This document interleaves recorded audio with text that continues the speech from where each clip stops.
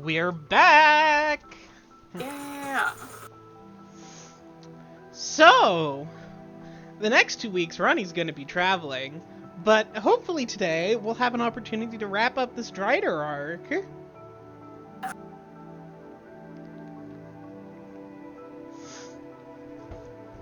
Yeah. I'm sure you won't be busy either of those weeks. It's just me. What? No, it's not like I'm going to be with you during one of them. It'd be silly. That would be silly. Pay no attention to the travel itinerary behind the curtain. I'm very much looking forward to that. Same. It's going to be great But seeing for the you time again. being, we have this. Yeah! Would you like me to do the recap? I would love for you to do the recap. Alright, well, we started out last time with Derek waking up snuggling with Penance and, in your words, realizing that he's cooked. Maybe so.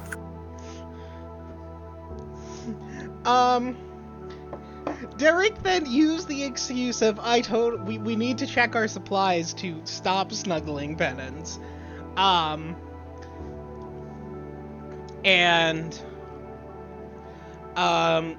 Getting Penance, winter coat and boots.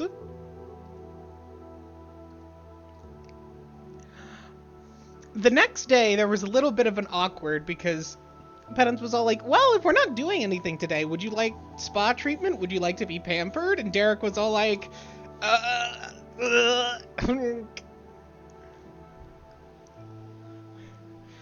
Yes, but actually no. Uh-huh. And so Penance just offered to run him a bath instead. Yeah, sorry, Penance. Which then led into the whole interesting discussion, which was Penance explaining that she actually appreciates being here via summoning rather than being here in full. And that this wasn't like a whole like, oh, yes, I prefer being subservient or whatever. This is some weird whatever. No, she can't die. Yeah. It's Like, there are benefits. Yeah, it's not even just like the, oh no, I want to be your whatever, which, to be fair, she's a succubus, she might. But, no, she can't die. It's like... There are many benefits to being a fiendish biologist.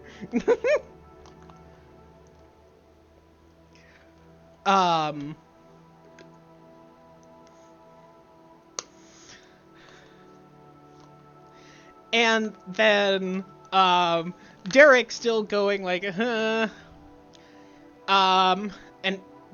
Penance, saying that she could be a distraction, like, if something went wrong, because of the summoning, because again, she can't die, and, like, if they needed to, if something was going wrong, Derek could summon her, and she could go in and distract whatever it was, while he got away, and then, if she got killed by whatever she was distracting, Derek could just summon her again, because he'd know that she was unsummoned, and she could turn around and do it again. He's like, wow, that's correct but extremely uncomfortable. We're not fucking doing that. Like, I appreciate what you're trying to do. We are not fucking doing that.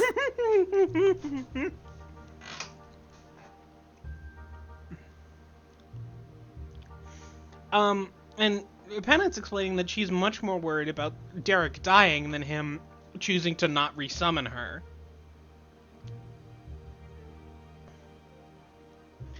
And, oh, wow. And and I have written down here something she was going to point out, but the conversation moved on too quickly, which is that in this situation, her money can go to defending Derek, because again, defending her isn't important. But it is to me.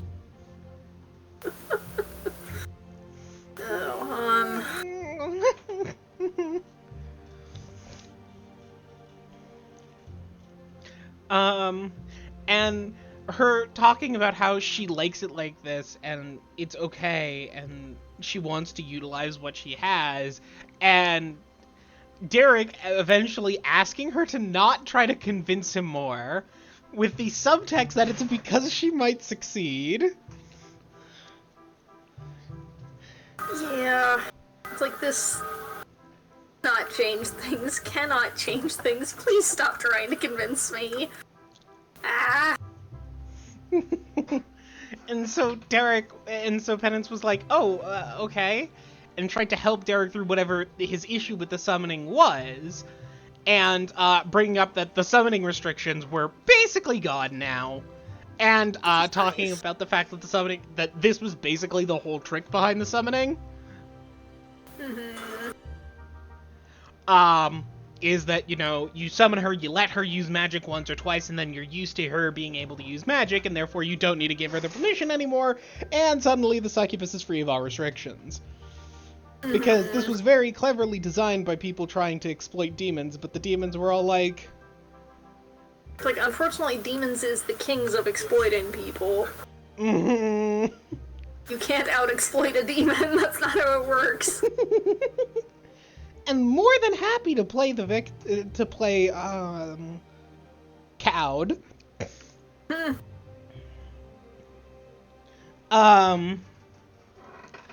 And pointing out that most of the time telling someone that this was the trick and that the restrictions were gone would probably actually put the restrictions back, because it would put them back on guard. But it wouldn't with him, and she knew that it wouldn't with him, which is why she was telling him. Yeah, no, his reaction was a very genuine, oh, beat. Nice. Like... Which is... Ugh. This man.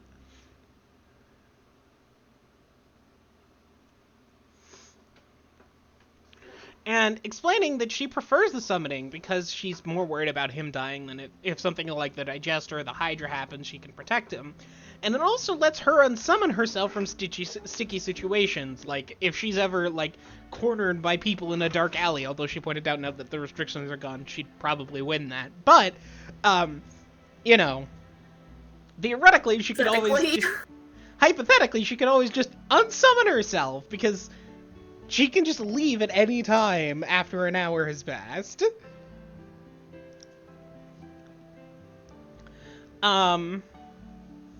And saying that she's really appreciating the fact that this is basically giving her a trial period and letting her explore this strange new world with almost no consequences.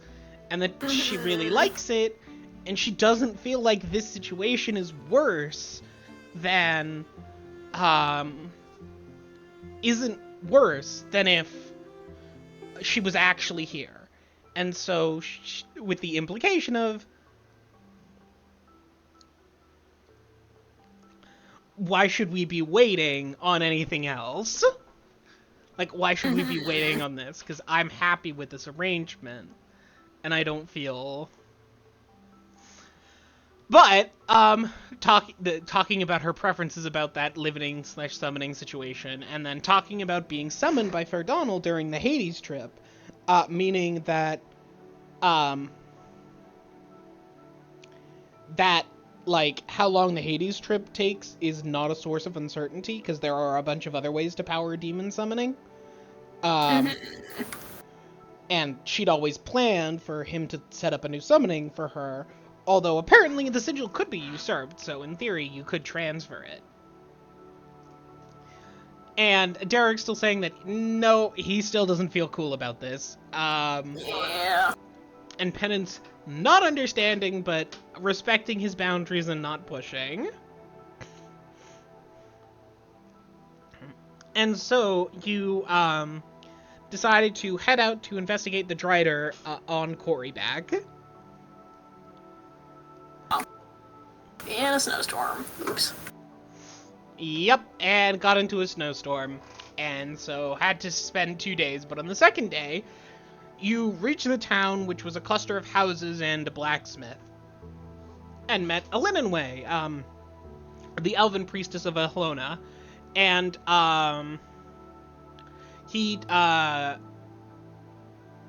talk to you and confirming that Thesis was the person that the Drider has been talking to, and that there were people around who were like thinking about saying something, but everyone was just like, "That's gossip. You don't tell the cops. You don't gossip to the cops." Yeah, which is fair.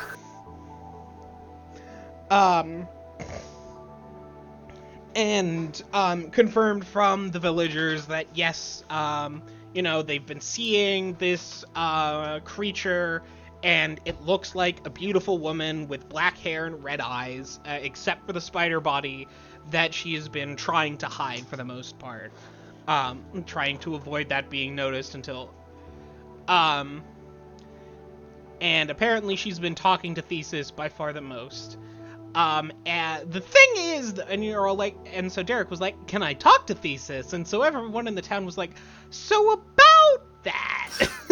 He's like, "Oh no." Thesis has gone out to check the trap line and hasn't come back yet.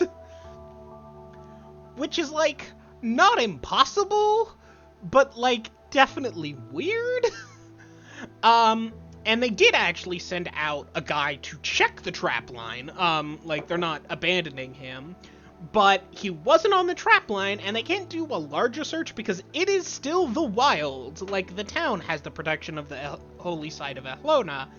But, like, sending a whole bunch of people to meander throughout the woods and or call out throughout the woods are not good plans.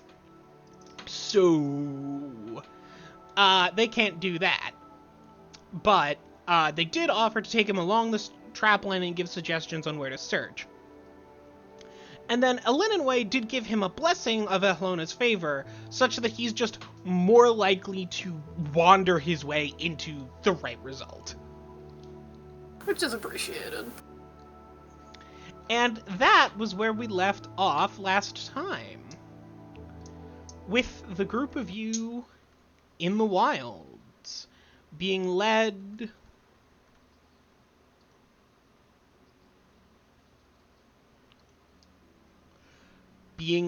out of the town and into the surroundings by one of the villagers, the one who had checked the trap lines previously.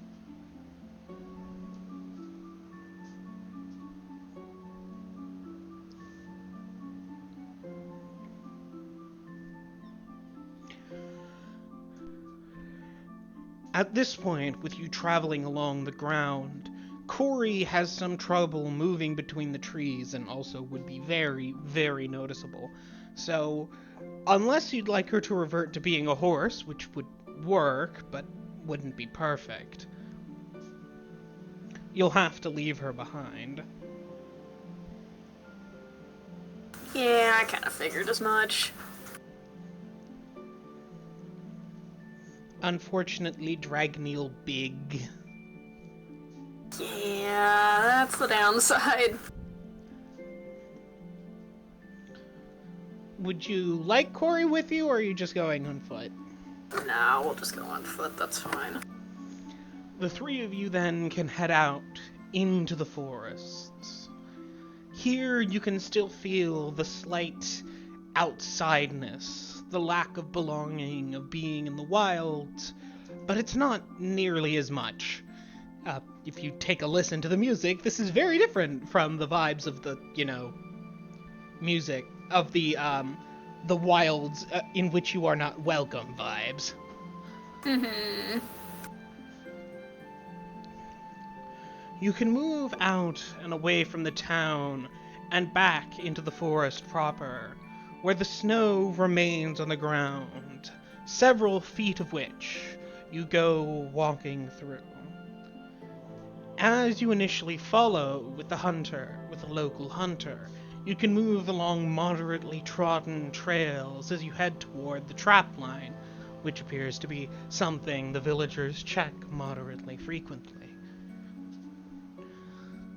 The soft, white snow crunching beneath your footsteps as the cool air wafts around, and the occasional breeze lifts flurries off of the floor below.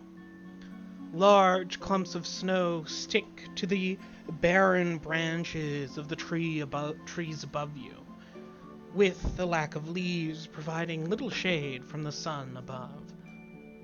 The sky is clear with a few clouds moving lazily across the sky.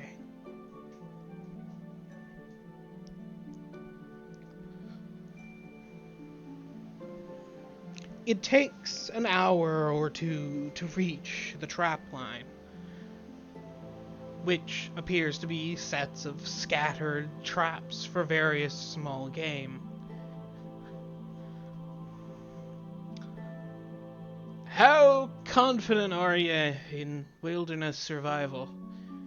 If you are, I can just tell you where along the trapline heads, and you can follow it for yourself. It's a couple hours long.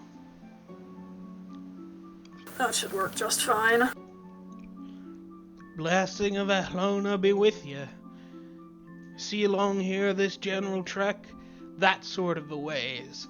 If you come by the large boulder, you're gonna want to head straight past it, but around it. There's a small stream, careful with the crossing of it. It'll look frozen, but it ain't gonna hold you up. You're gonna need to jump across it, or your boots will get soaked. Ugh, not a good time. Appreciate the warning.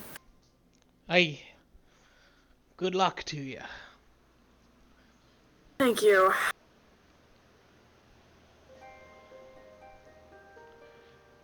And the trapper will bid you farewell and let you head back, as he explained that yes, this trapline will take you about a day to walk there and back.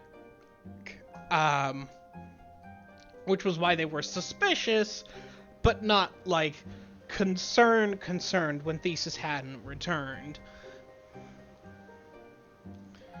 It's a much faster trek during the not winter, but, well, it's winter, so.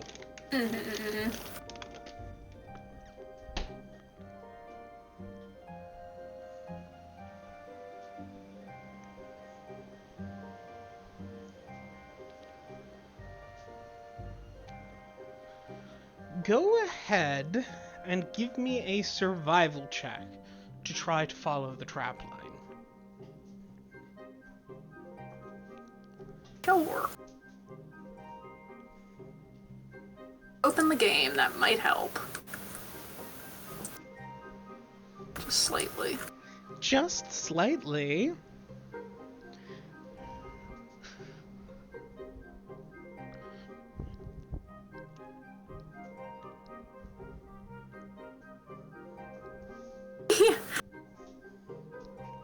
I always forget this step somehow.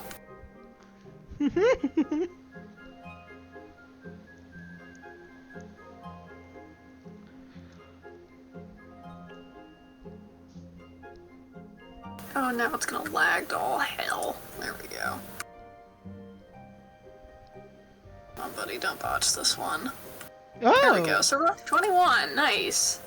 Okay. You can follow along the trapline with relative ease, and at some points, actually, you can pick up what you're fairly certain are Theseus's tracks. Though they seem to be somewhat inconsistent, you can pick them up at points and lose them at others, as it seems certain areas were either there were small snow collapses or areas where the tracks fell in. In other portions, the snow is much harder, and thus the tracks are shallower. In other portions, there are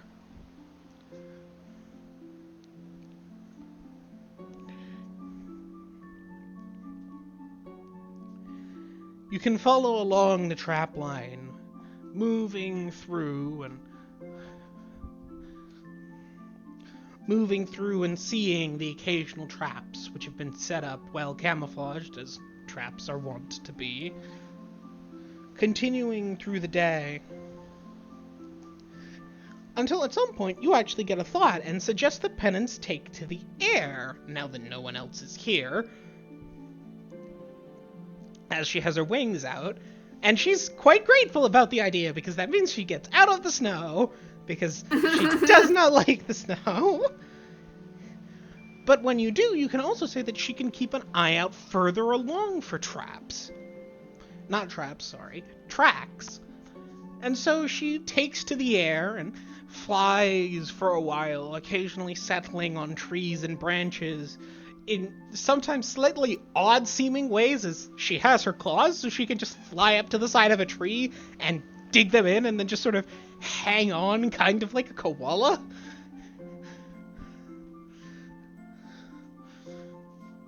Because she can just bury her claws on her hands, not on her feet because she has boots, into the trees and just attach herself to them to rest. Which is that's handy. Not handy, but not a, position that seems feasible for a human to do. So, it's a little to see. Eventually, though, she is actually going to spot something. Derek? I think I see something that might be tracks.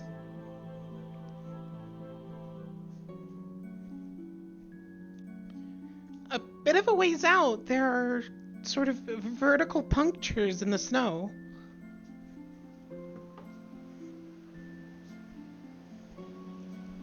Yeah, I guess that would be the kind of tracks a spider would make. Alright.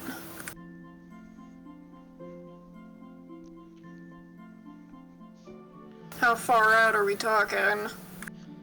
Earshot, probably?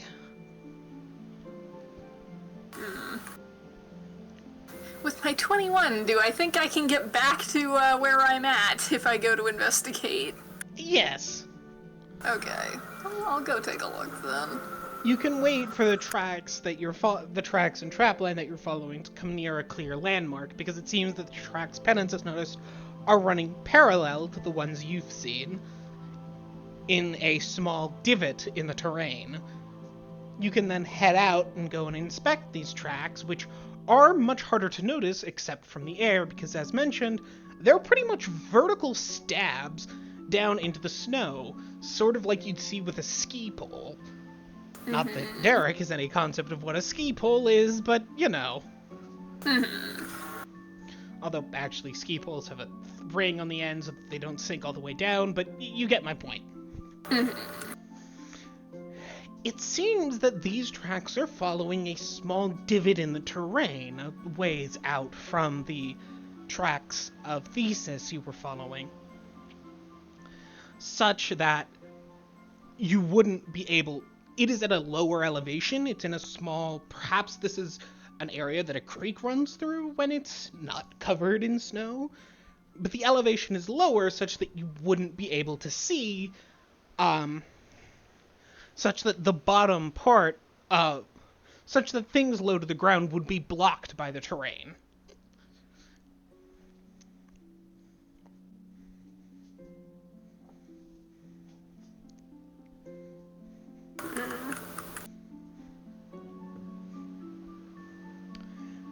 Does that mean anything to you? Because... Yeah. No, I understand. Just, man.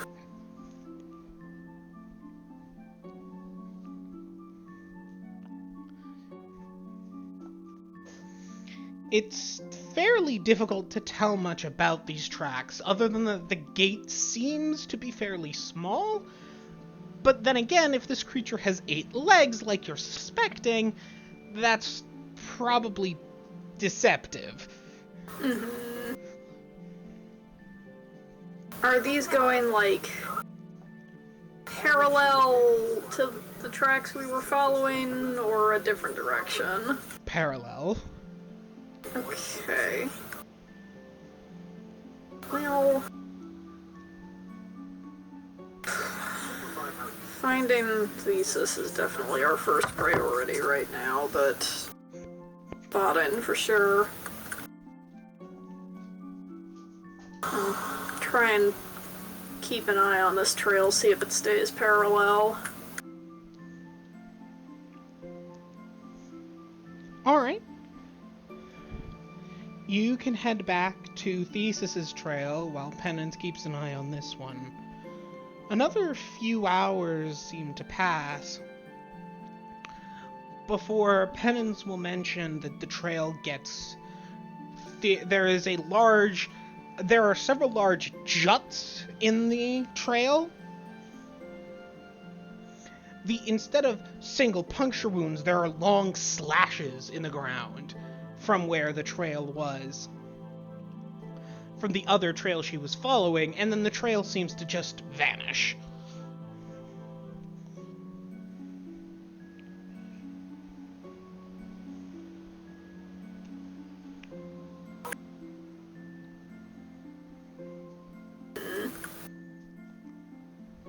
Maybe took a jump. With you saying that, I'm not sure, but with you saying that, yes, this would line up with having taken a jump. Based on the line, it seems to be slightly away from where Thesis is, but in that direction there's just a bunch of trees. Which you'd suppose she plausibly could have jumped onto, if she can stick onto a tree. yeah. Well, I guess I'll be keeping an eye out above me from now on.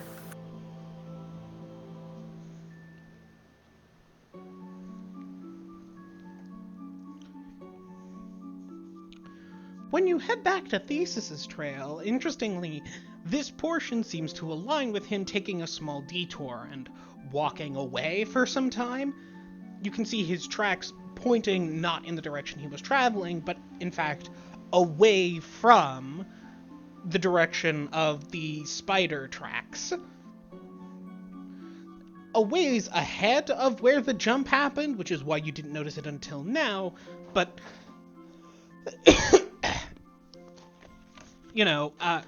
distance along progression is not necessarily, horizontal distance and time are not necessarily equally tracked. He might have been ahead or behind her. In this case, it would be somewhat ahead of the jump mark is the portion where he turns away. Mm-hmm.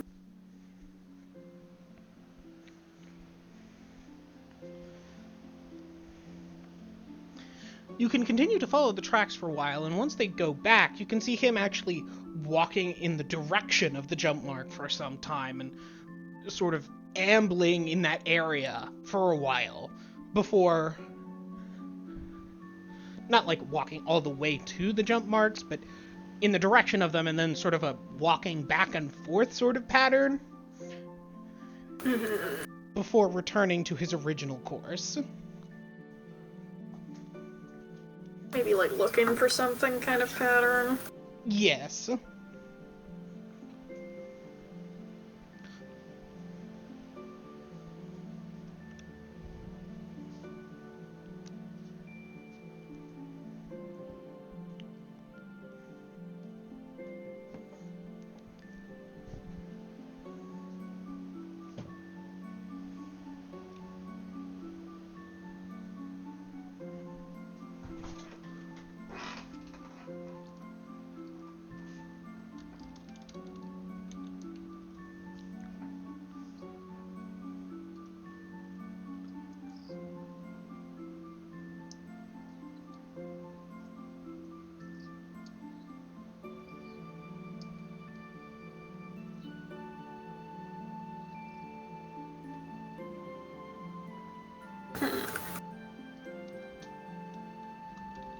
Do they continue onward after that kind of back and forth section? Yes. Okay, well, we'll keep going.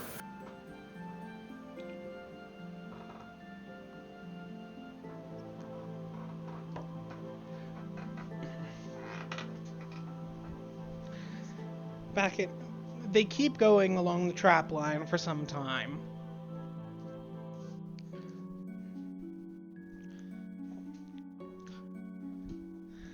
And then you can continue following them until eventually it seems that the spider tracks have returned.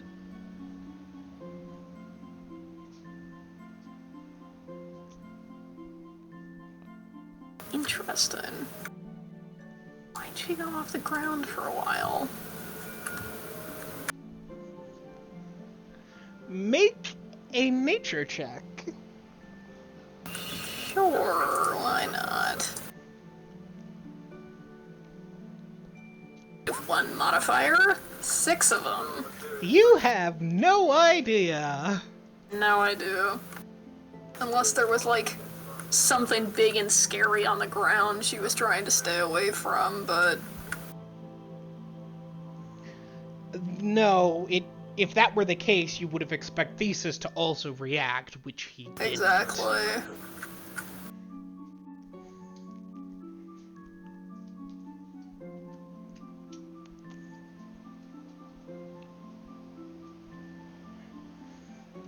Well...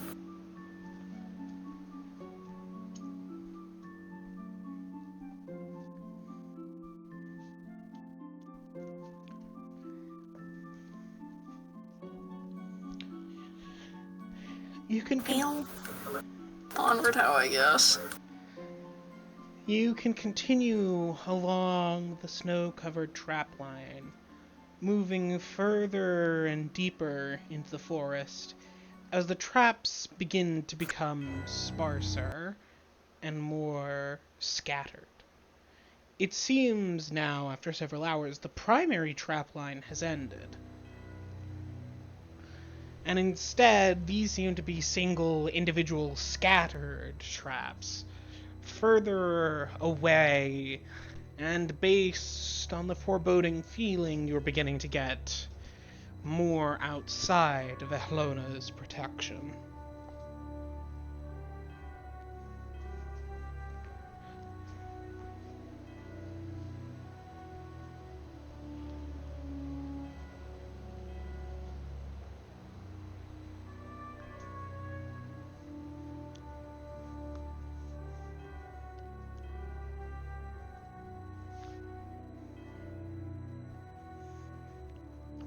At this point, the snow that you're walking on becomes much more firm, less the soft snow that your shoes will simply sink into, and more the frozen and refrozen ice, which tracks are left upon, but they're much more like indentations than entire footprints, despite the thickness of the snow.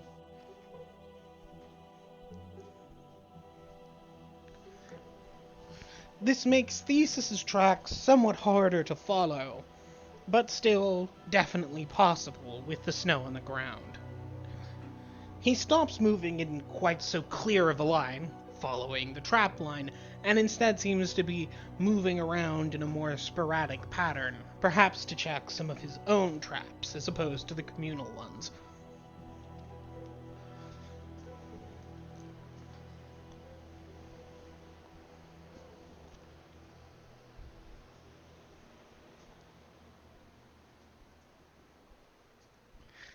Go ahead and give me one more survival check. Sure.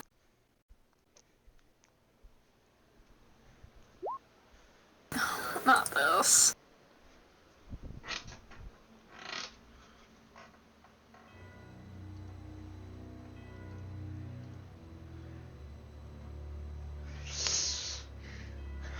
Well, you can continue to follow Theseus's tracks for some time, but eventually you seem to lose them, as he seems to start to cover some of his tracks, perhaps because he's heading toward a trap, or toward something where he feels... There are reasons to start covering your tracks, such as if you're hunting a magical beast of some variety. Some of them are smart enough to recognize tracks and be more alert in those areas.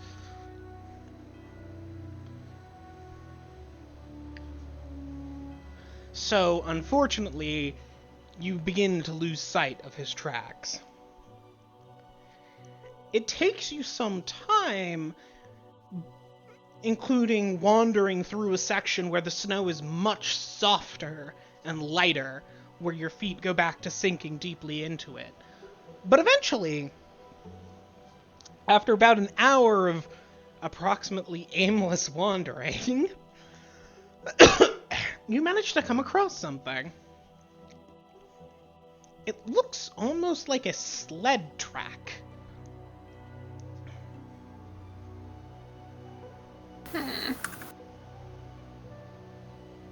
No sign of that up until now?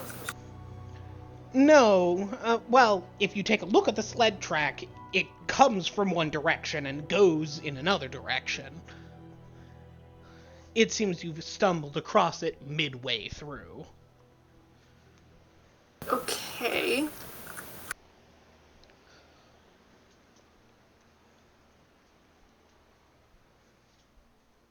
However, based on the way that the snow is folding, you can tell the direction of travel.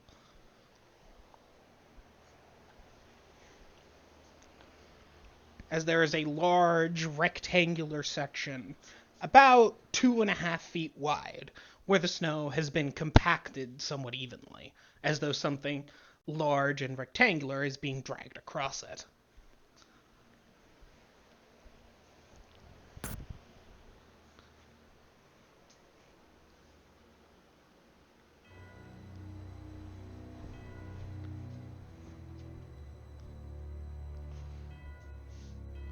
Though, to be fair, with the snow track, the object itself may not be actually a rectangle.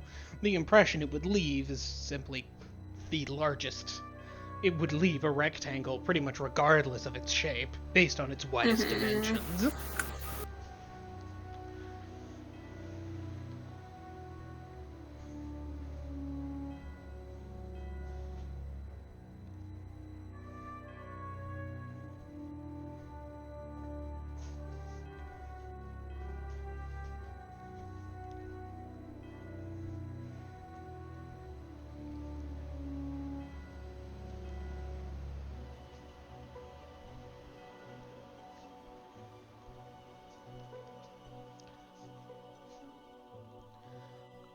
What would you like to do?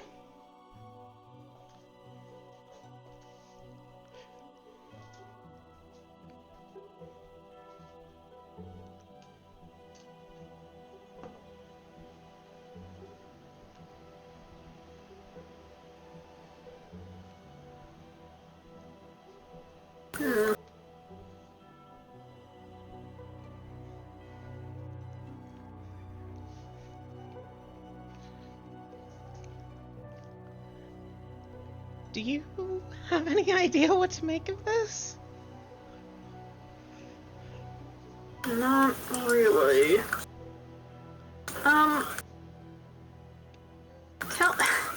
Would this drag mark be, like, about the right size to be a body drag mark, perhaps? If you try measuring it, you are too big. But Well, Penance yes. fits within it easily. So, yes. That's not good. Except, the thing is, if this were a body drag mark, it wouldn't be as smooth as it is. This looks like the drag mark if, say, a body was placed on a sled and then moved. An actual body would not be nearly so smooth on the snow. And this is effectively the only trail we have at this point. Yeah.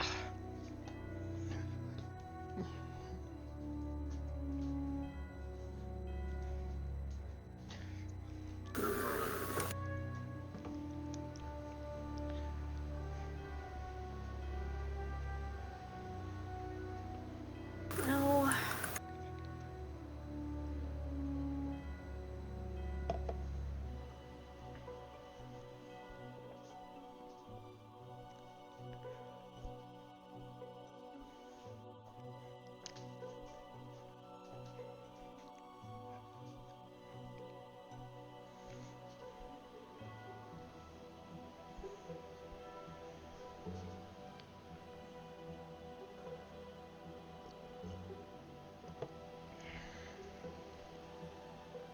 I guess the only thing I have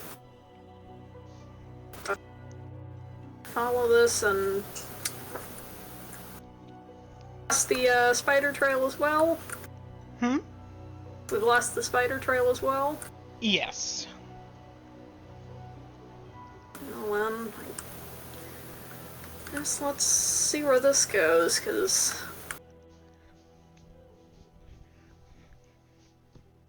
who else would be out here? Alright. You can start to follow this sled track through the ground. Go ahead and give me a survival check.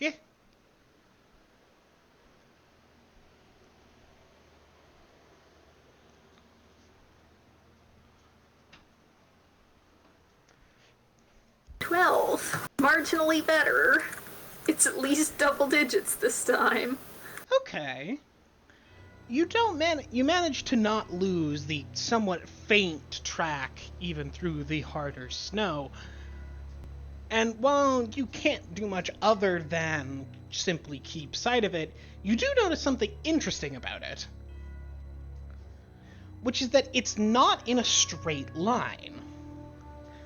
It's in a series of straight lines.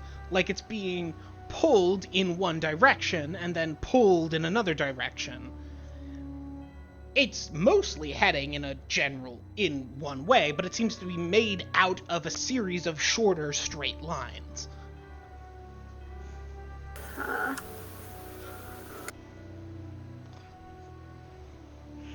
Like parallel lines, or like this, right? If the track is going like this in general, it's made up. Where are you? There you are. Oh, I see. Huh. Of something like that.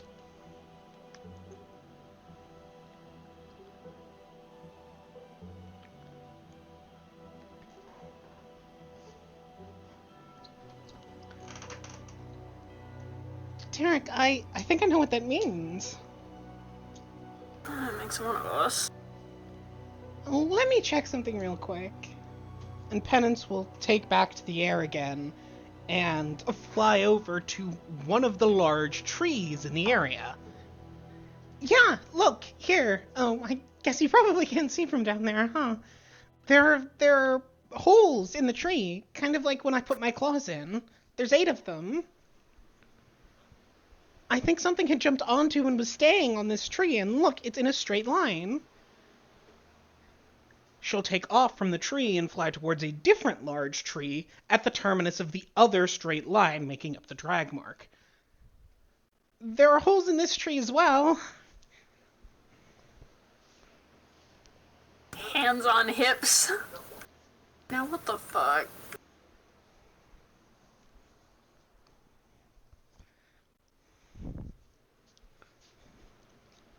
I can't say I'm fond of that. I'm not sure what that means, but I don't think I like it.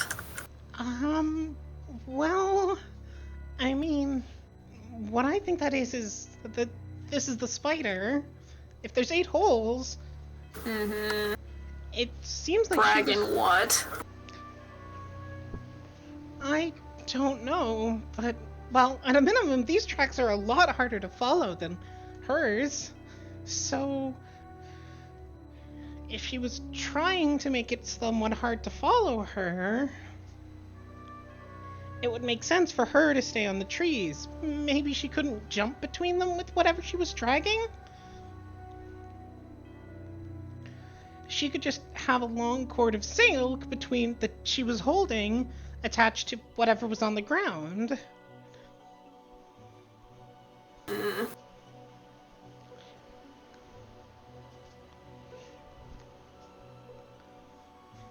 Penance looks at you brightly, like, is clearly proud of herself.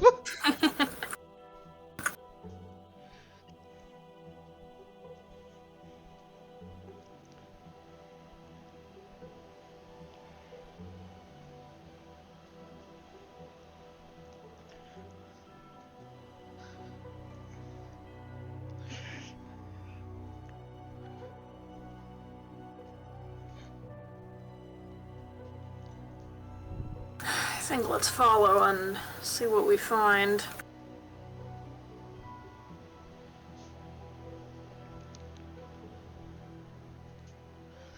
You can continue following the tracks further and deeper into the wilds as it starts to become mid-afternoon before you can start to head before something will come into distant sight. There's a small cliff face, or at least rock jutting up area with what at first seems to be a snowdrift blocking the entrance. But you then come to realize is not a snowdrift, but rather a thick series of spider webs.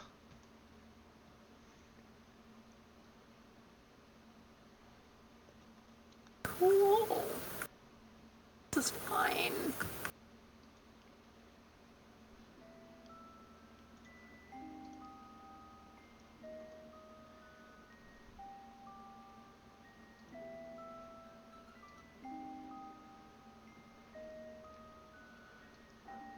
The drag marks appear to lead into that cave. And shortly outside on the snow-covered rocks, you can make out, or, well, Penance can, from her elevated position, the puncture-like spider tracks.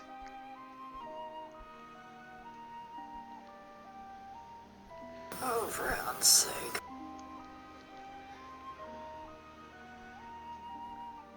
Outside the cave are a series of trees, as well as a small rock embankment, which appears to be mostly cleared of snow through natural means, which provides cover from the cave entrance.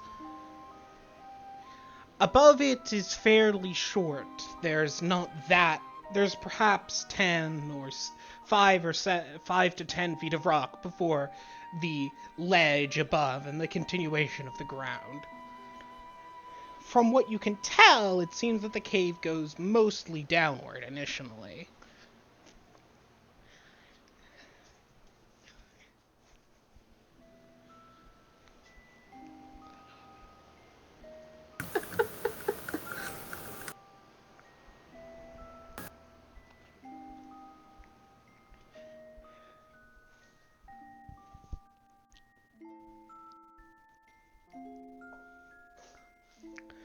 What would you like to do?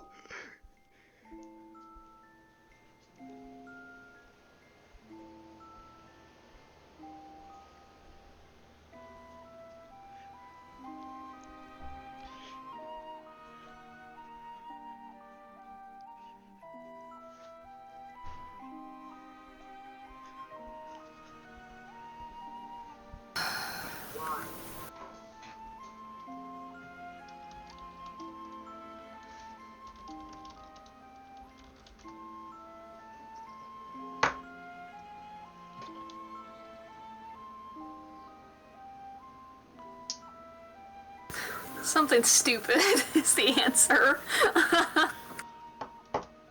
Which is, Sorry, I'm arguing with something on my computer. There we go.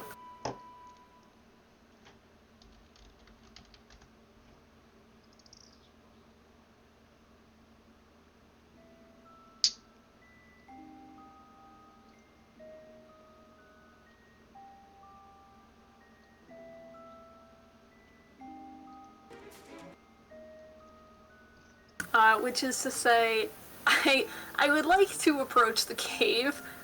I'd like to, like...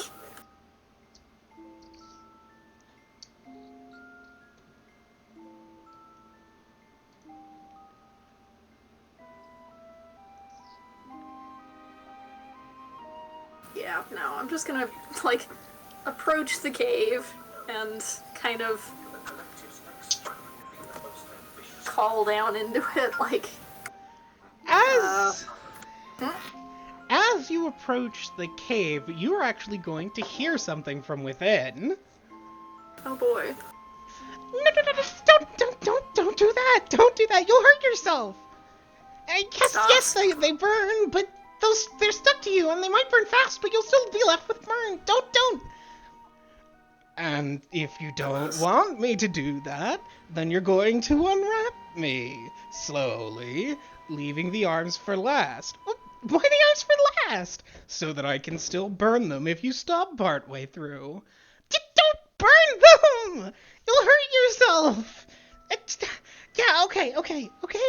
I'll start unwrapping you. Just don't do that. Glances back at Penance like, hello? Penance is similarly baffled.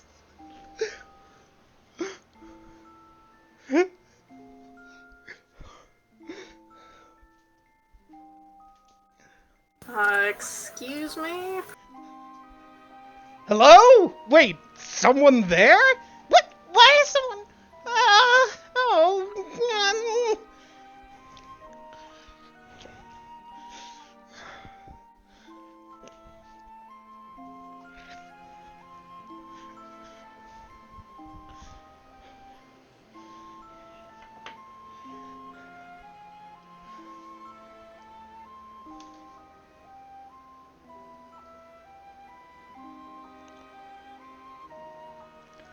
Are you going to... Sorry, I'm slow to process today. That's alright.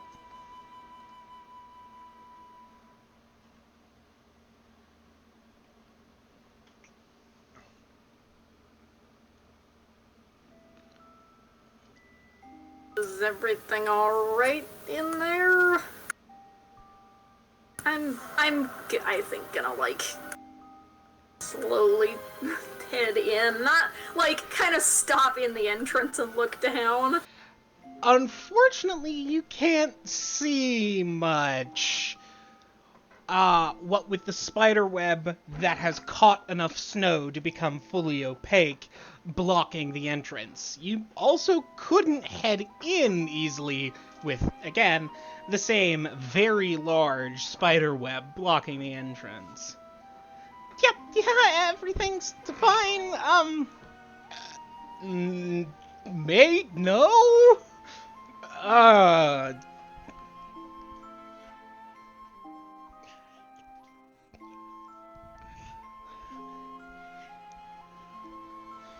We're gonna go with...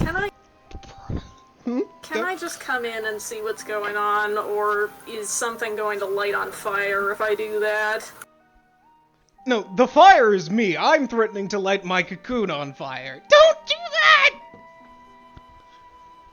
Thesis? Yep, that's me. Yeah, I thought so. I'm coming in. I'm going in. How do you intend to enter this cave? If you try to walk inside, the spider web blocks your path. You could try to push through it, but Penance will very vigorously advise that you don't. What with it being, a spider web. Yeah.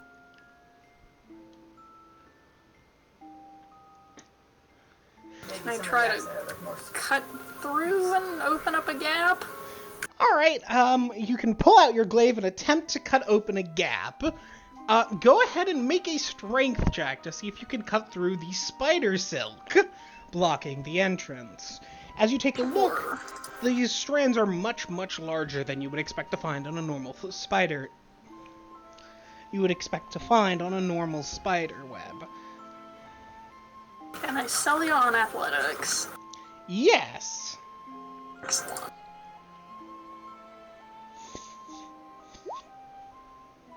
$26.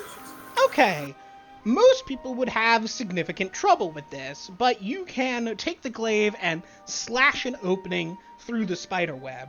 In the process, cutting some of the strands and snapping a few of the others, but it seems to be fairly resistant to your glaive, given, the whole strong as steel thing. Mm-hmm. leaving parts of spiderwebs attached to your glaive. However, what you can do is brush it along the outside of the spiderweb and let the spiderweb stick to itself to pull it off of the glaive. With the gash now open, you can carefully touch the edges to make sure none of the strands there are sticky enough, and then duck your head under to head in to the cave.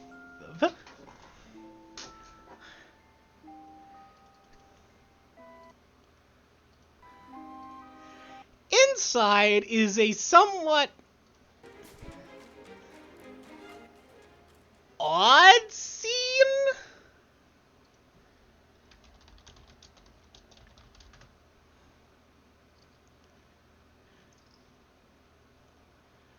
As I need...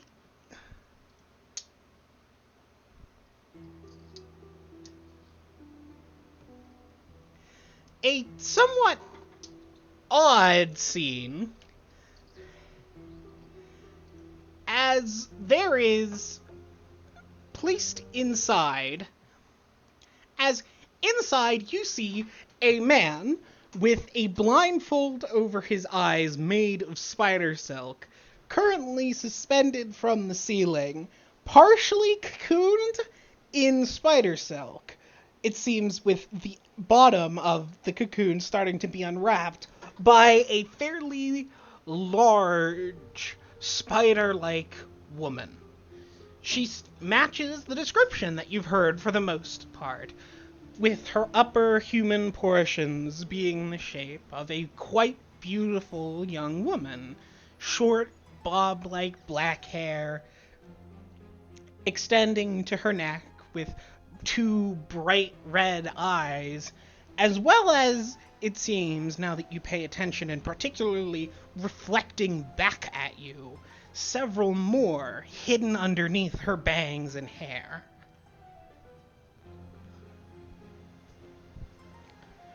Below the waist, however, or more accurately, below the hips, there is a large body of a spider.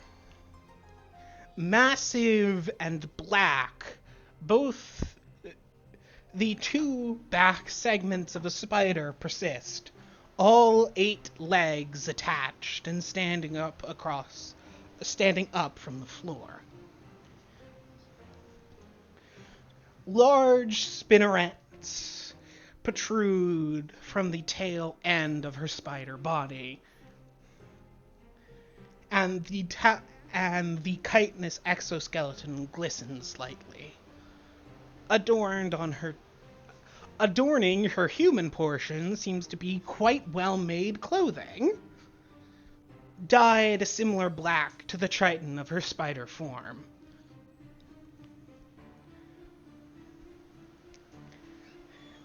She seems nervous and confused,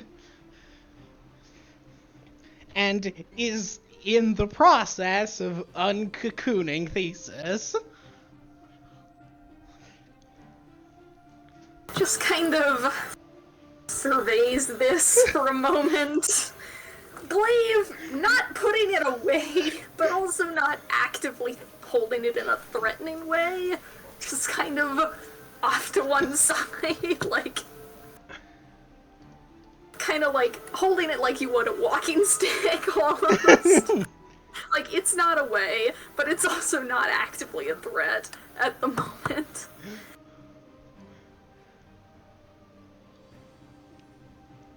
You better have a real good explanation for this, ma'am. Oh, but I was...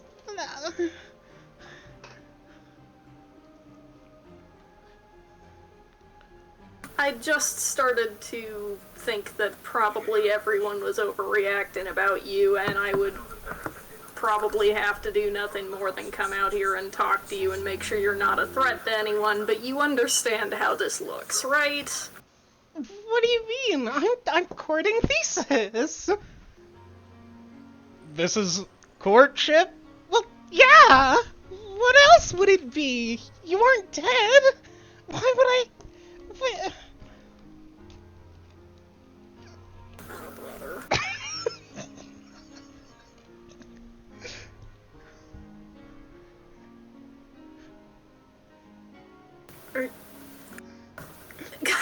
with his free hand gestures at Thesis, like, what?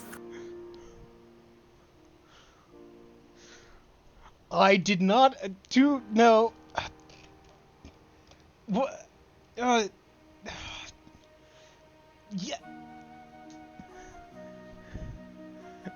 What do you mean?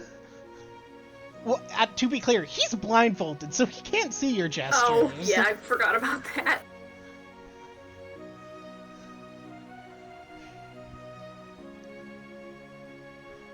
I don't know where to start. Thesis, are you... Can you explain things to me, please? No, not really. Great. Does that answer make any sense to you, barring the current situation? I suppose, yes. We were flirting before. We've been... I mean, we've been talking.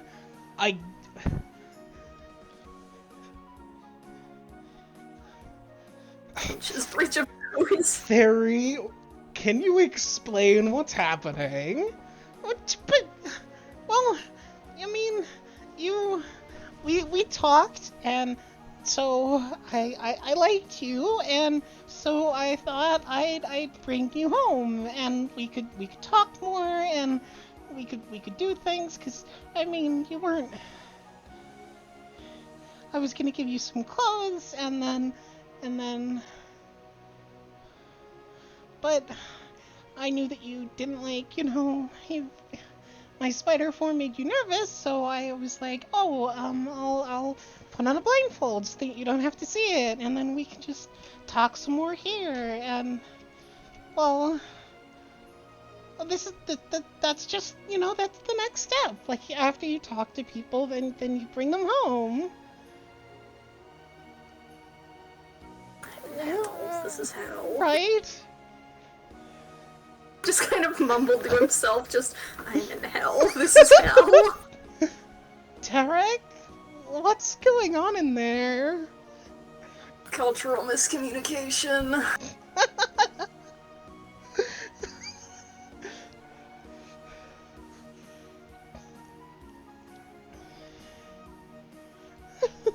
I think there's been a critical miscommunication somewhere along the way. He does not find this as funny as I do, sorry, I can't stop laughing.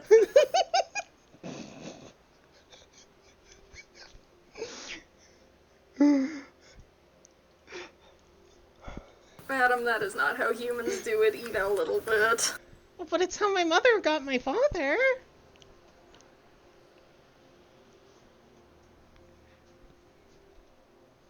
There aren't any male arachne. That's just not how our curse works. So, well, we need to find someone. And then we find them, and then we bring them home, and then we give them clothes and food, and then they choose to stay, and then we're together, and that's how it works. Ma'am, we call that kidnapping. But he's not a kid. Yeah, I don't know why they kept the term that way. You can't just take people against their will. Even if it might theoretically... You can't... Okay. Why don't we start by getting him down, and not blindfolded, maybe. But... Oh... It very... just...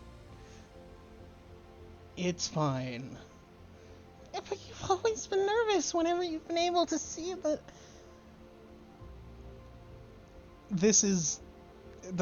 That is the least of the situation at this point in time. Oh, okay. She will clamber up. She will clamber up the sides of the cave, which you can realize have also been coated in spider webs, to hang from the ceiling briefly before entwining one of her spider legs in the cocoon around Thesis, before taking a sharp swipe with one of her legs to cut the portion that's holding him in the air. He drops briefly, slowed down by the parts caught on her leg before he lands on the ground gently.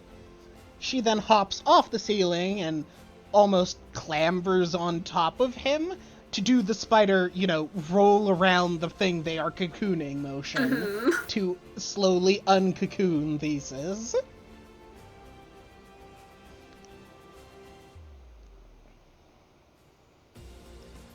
At this point, Penance walks into the cave and just looks at you confused. Like, just, what is happening? Her face just says, what is happening?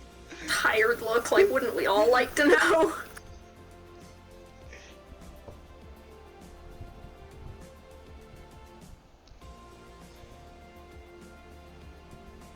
Alright.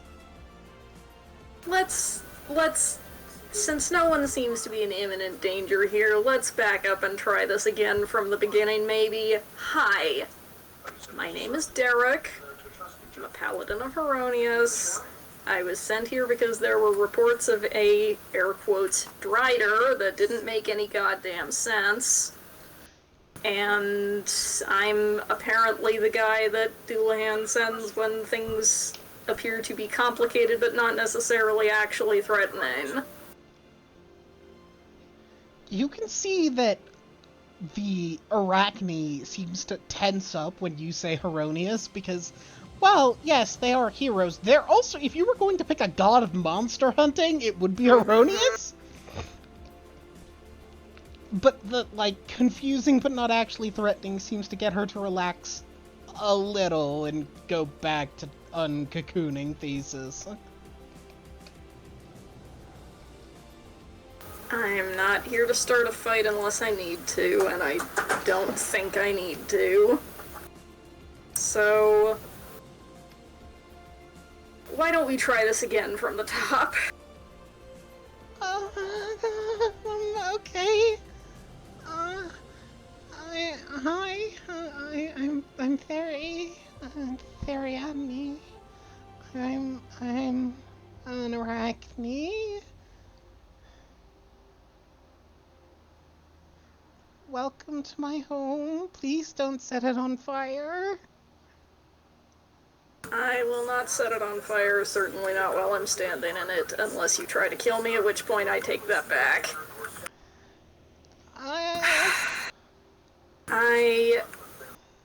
Nice to meet you. Sorry it's under these circumstances. I'm vaguely aware of who you are, Thesis, but, how did we get here? To be honest, I'm not quite sure myself. I'm Thesis. I'm an explorer from the village. I've been talking with Fairy for a few months now. She seems sweet. Really? I've said as much before. Well, but, just... Fairy, care to explain what's going on? Well, we were talking, and so I offered some clothes for you, and you're wearing them. Yes, I'm wearing them. You told me they would protect me. They will. They're much, much stronger than anything humans can make. But you're wearing my clothes. I have a feeling that I think there's some meaning that you and your people ascribe to that ours don't necessarily, ma'am. Well, yeah, if a man wears an Arachne's clothes, that means he's accepted her proposal.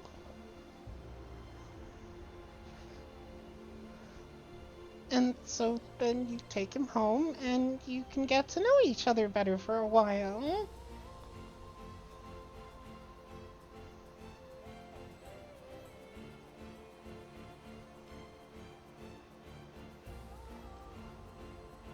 I'm going to assume that you were not aware of this when... No.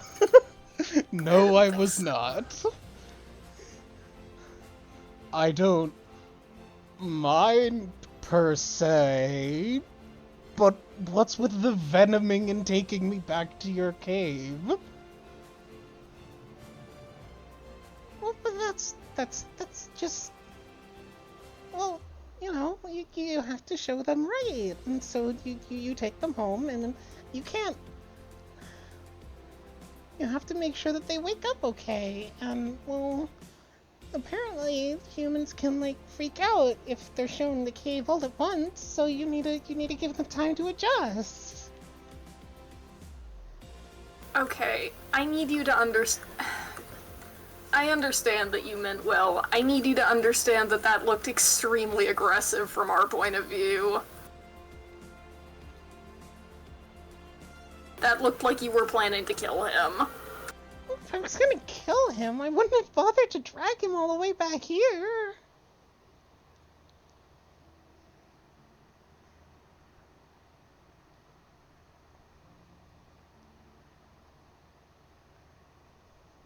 Brother.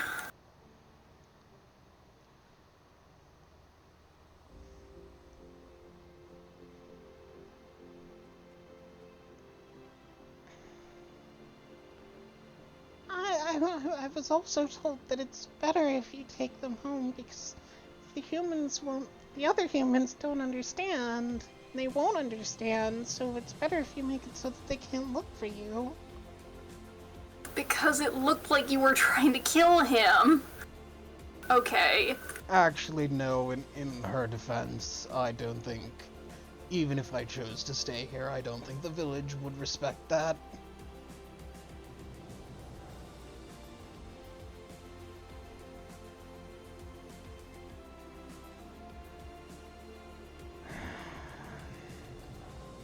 Especially if we think about a prior generation or two.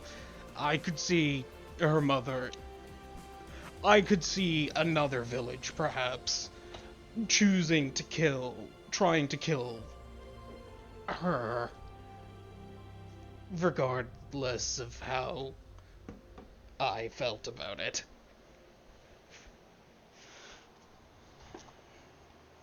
I don't think mine would, but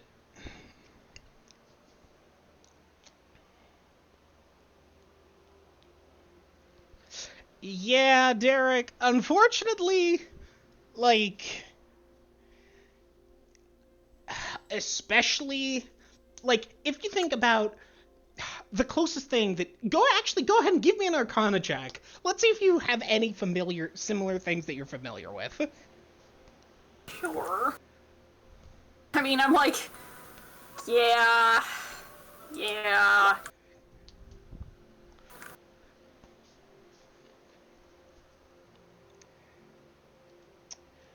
You know nothing. I cannot help No. you. As per fucking usual. One of the most, no, I don't say it very often, but one of the phrases that I must have said the most often in this is, you know nothing. Yeah.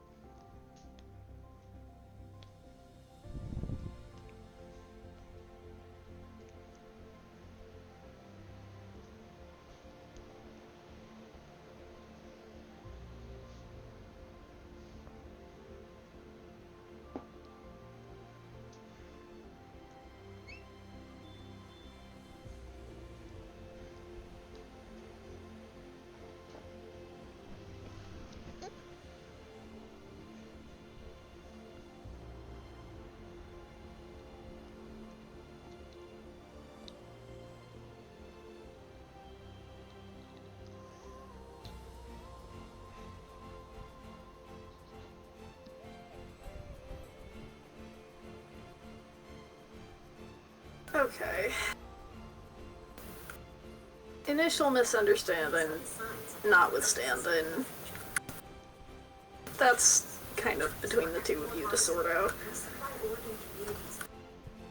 Worried yet about you, Thesis? I think I missed the first half of that sentence. It's like, well, not... Initial misunderstanding notwithstanding. That's a domestic I'm not getting involved in. Yeah, it's like, because that's between the two of you to sort out. No one is worried about you yet, Thesis. You haven't been gone long enough. So we do still have the chance to sort this out essentially however we all decide is best. However you all decide is best, mostly.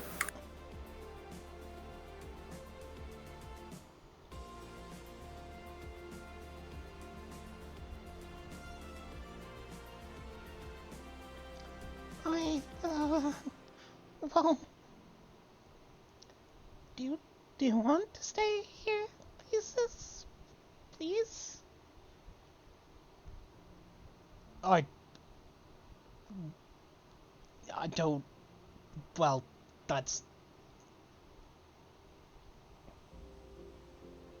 a little out of very, nothing to a lot, very. Well, that's why this was supposed to last a couple days.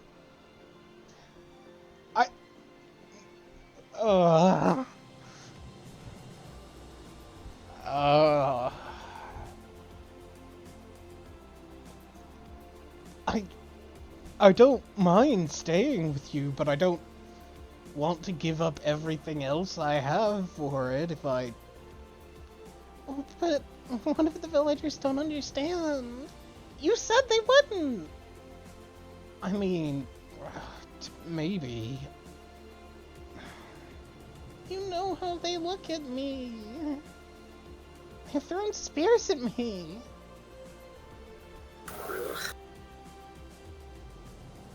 That was Old Man John, and you hadn't even talked to him. Well, I haven't tried again. Fair, but...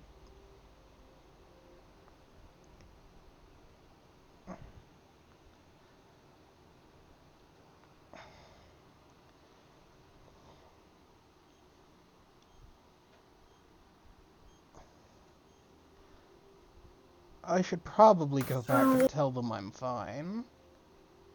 I think that's probably a good idea, otherwise you really are going to have people coming after you, making assumptions.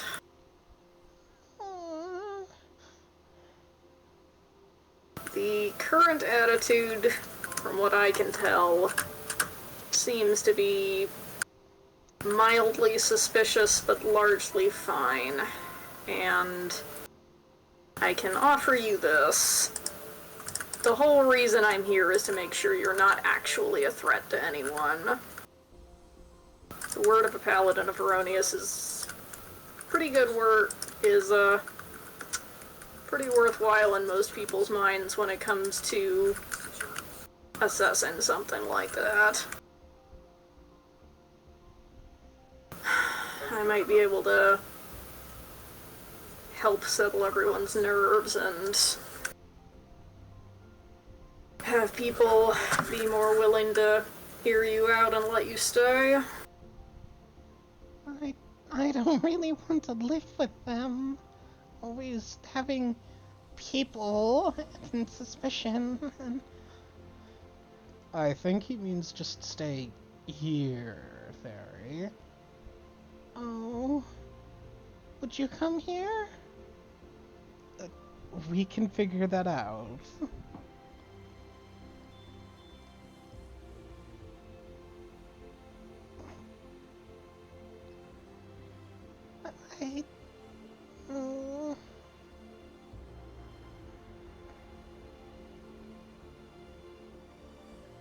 Okay.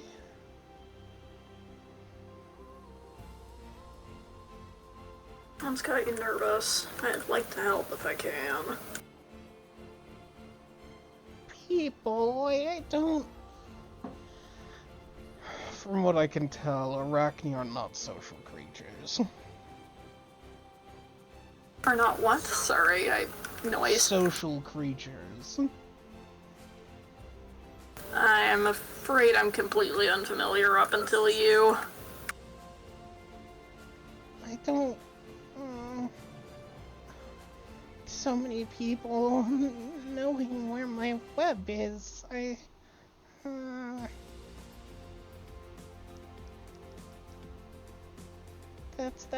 That's why I venomed you, so that if you chose to leave, I could venom you again and take you away, and then you could go home, and then you wouldn't know where I was. She might look human, but I don't think she likes being around or being known by people. Which is fair, that's your right. How many people actually know where you are, though? No one, I guess, except you now.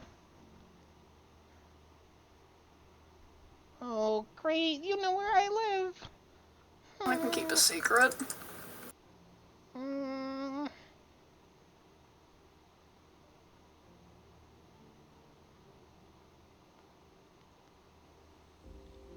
He doesn't live in town, Theory. No, I'm a good several days travel away by most methods. Okay.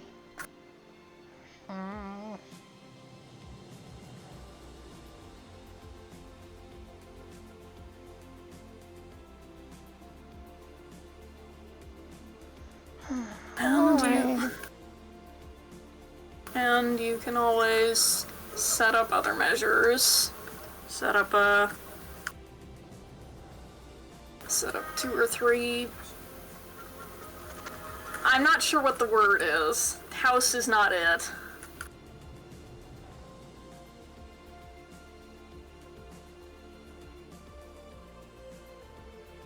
Nests, I guess.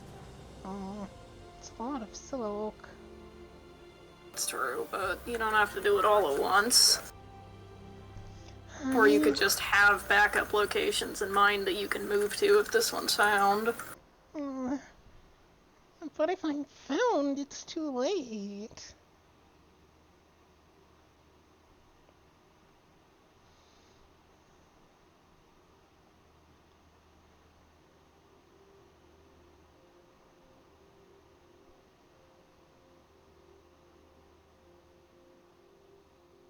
How many people in this town could actually be a serious threat to you?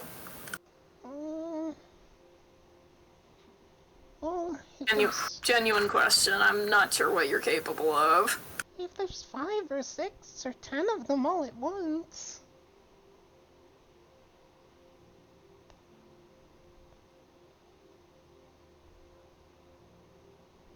Or if they brought fire.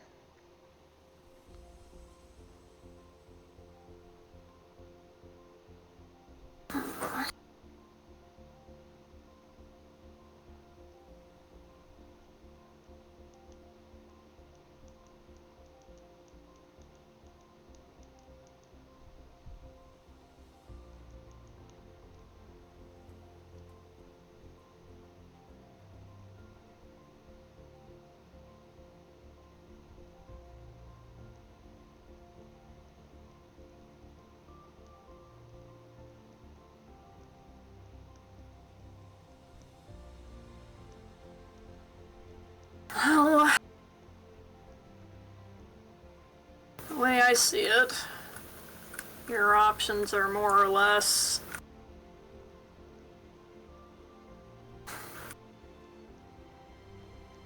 you can leave, but it doesn't sound like you want to go with, kind of nodding to Thesis. Or you can try to set things up so that no one has a reason to come after you. And just keep this place hidden, talk to people outside of it. Don't have to be part of the town, but Just enough that people realize you're just a person.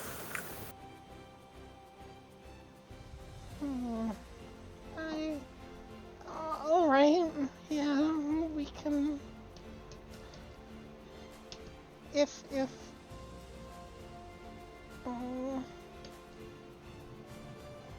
you tell them that if you don't live here and you tell them that I'm okay and I can venom Jesus again so that we can take him away from here so that unless he chooses to stay, and then yeah. And then he can go home and tell everyone he's fine, and then you can come back and find me again, and I can bring you here, and we can talk, and... Okay, yeah. I think we can maybe just stick with a blindfold in instead of fully unconscious this time. Oh, yeah. Can I blindfold you? Yeah, you can blindfold me.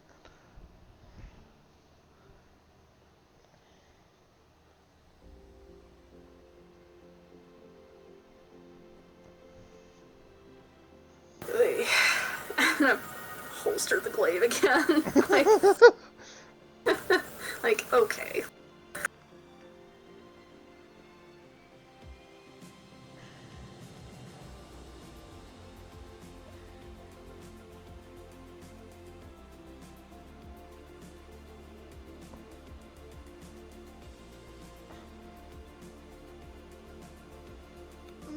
My mother was killed by angry villagers, so I don't really want them knowing where I live. I can't say I blame you. She dances nervously on her 8 legs. And you can see Thesis have a conflicted emotion before he puts one of his hands on one of those nervous legs. It'll be okay.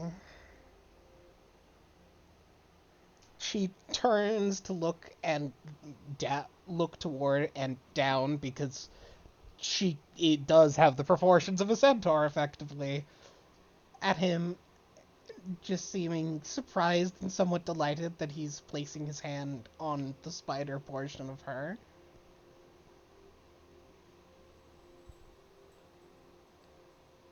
Though she doesn't seem to say anything in front of you in penance.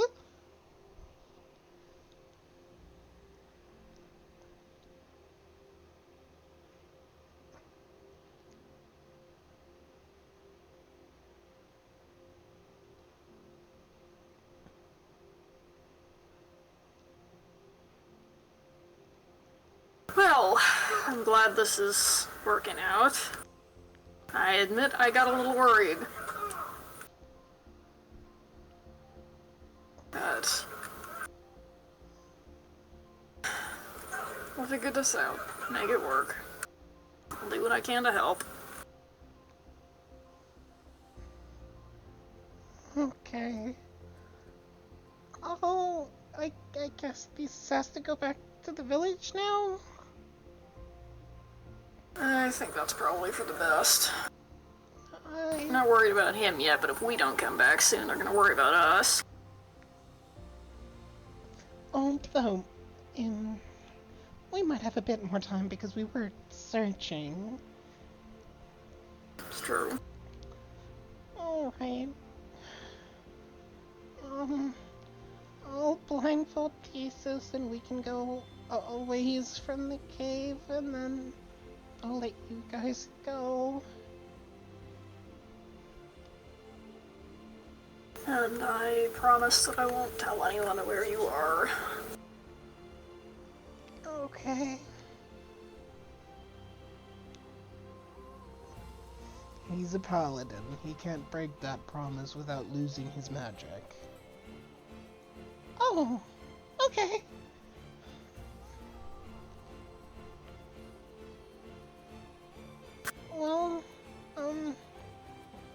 me make a new blindfold, and then you guys can go.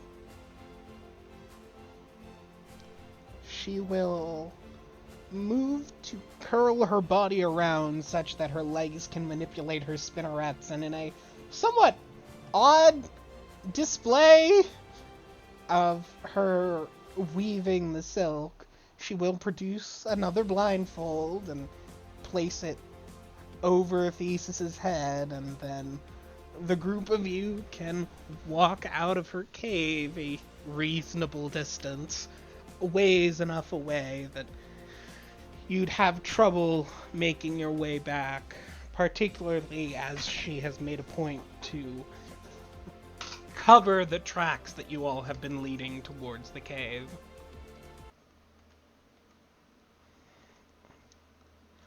Eventually, though,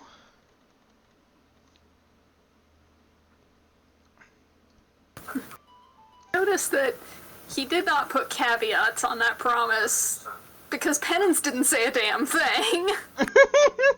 That's true. Isn't it necessary for someone to, like, know where she is? Then Penance can tell them. Oh, Derek is clever. He's like, I'm not responsible for her actions. He also doesn't intend to have her tell people. It's just like, if this theoretically goes horribly wrong and, like, it turns out that she's murdering people, Penance is not bound by an oath. Very true. Otherwise he would have had to put caveats on that, which makes it, less effective. Less comforting.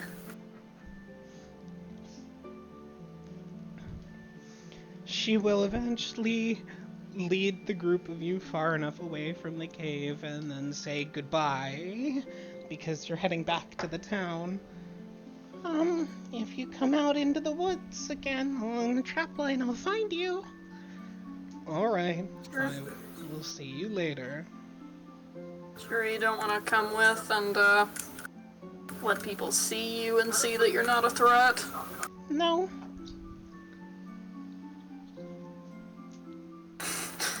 Alright, fair enough.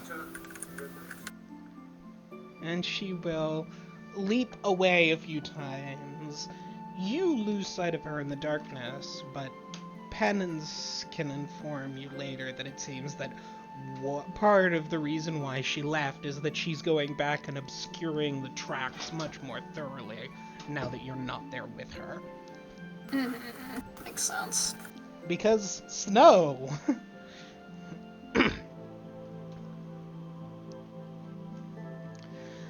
Leaving you, Penance, and Thesis, who removes his blindfold, standing in the woods. Well, thank you for the assistance. Anytime.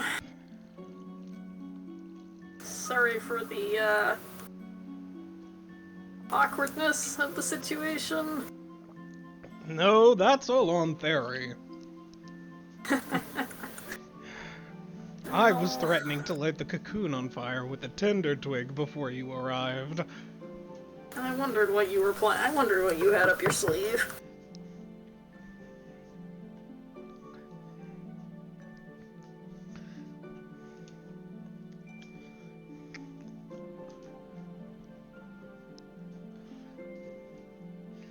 Well, I'm sure you know these woods better than we do. I'm happy to let you lead the way.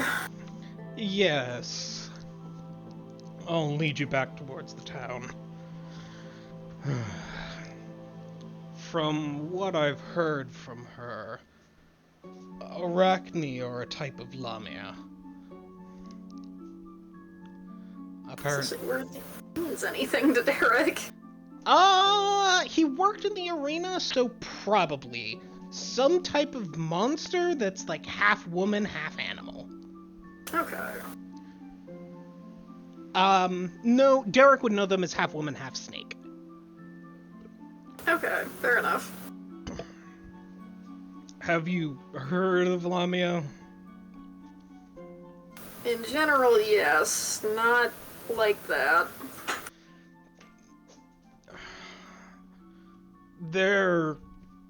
I guess they're something explorers would know more about. They're descendants of a cursed woman.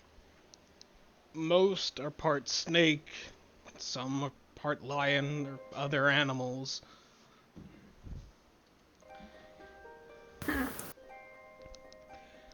They're all female. Half woman, half something else. Ones that aren't Arachne are known for a beguiling charm. I'm familiar with that, at least. That Not like personally, but... That if they touch, you can, well, beguile you.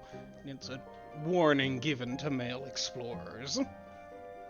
Because they tend to be attractive and leverage that. They're mostly evil. The stories say they are evil.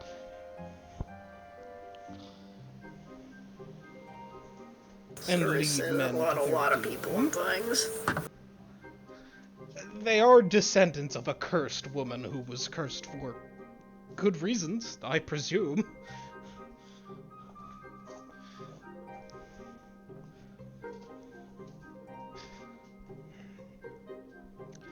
It seems Arachne are different, though.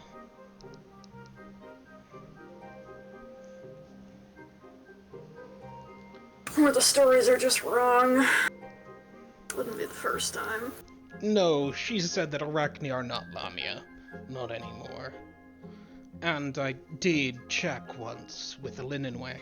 I haven't been beguiled, despite touching her a few times. Anymore? What happened? Apparently some Lamia met with either a spider or a queen that changed them from being part animal to being part spider. She took their magic in exchange for the ability to weave silk. Huh. It's not a curse anymore, but they do remain all female. Go figure.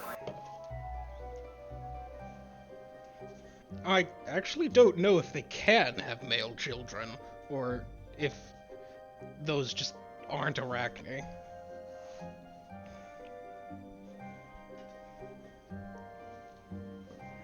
I wouldn't know.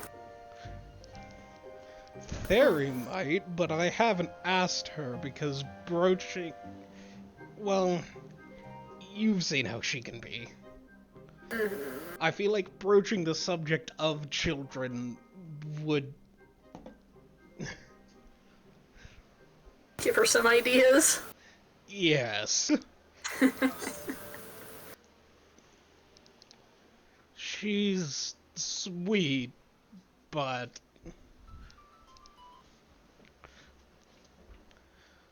hasn't talked to many people.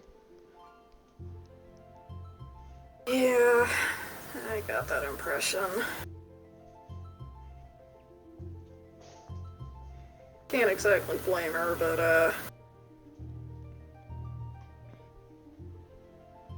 well, I guess it's none of my business.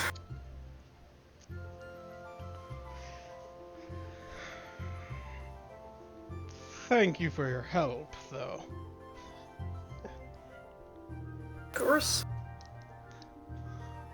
That's what I'm here for. I just didn't quite expect to walk into the middle of exactly that much of complications. Neither was I. Well, happens to the best of us. Not looking at penance.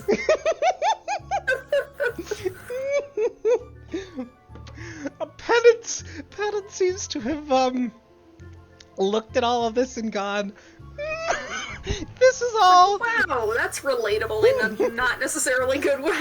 Yeah! I think I will be very quiet. That is exactly how Penance is feeling right now.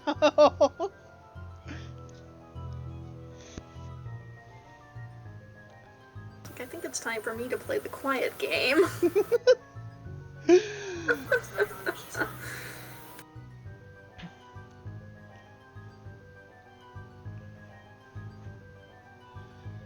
Well, the three of you can continue to make your way back towards the town, and it's shortly past sunset when you finally do arrive into the cluster of buildings. One of the townsfolk will see the group of you all returning and call out that Thesis is back, which seems to rouse a few people who will repeat the call eventually before a large portion of the village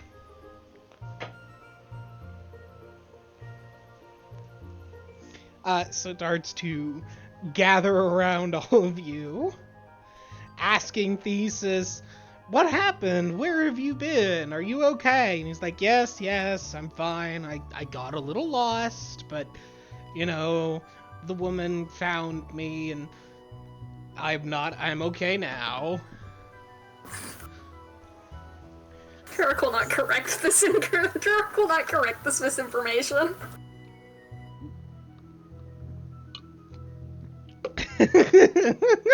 Well, that's none of my business. Do you want to lie to people? I wasn't gonna volunteer the real story either, so... He's doing his best to not technically lie in front of the paladin. Yeah. Because he got lost, and, the Spider-Woman did find him. Both of these are true statements.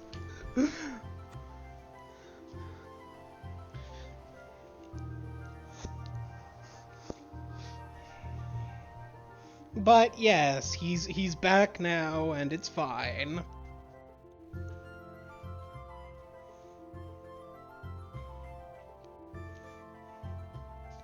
Well...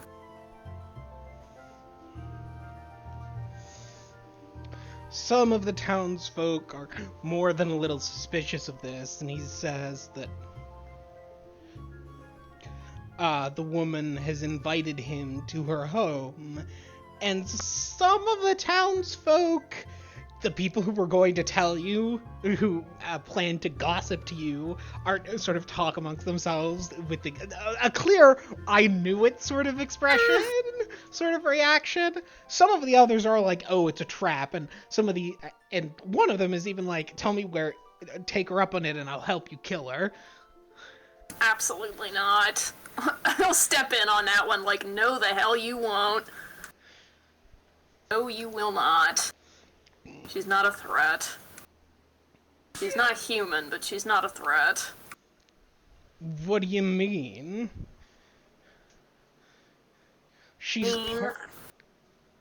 I mean, I had a good long conversation with her, and I don't see that she's a threat to anyone.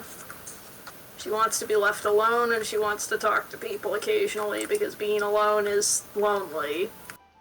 Which is extremely human of her, I would say. There's no reason to attack her. The old hunter will grumble, but isn't going to oppose a paladin to his face. You say that she's not a threat? A Linenway asks. Not as far as I can tell.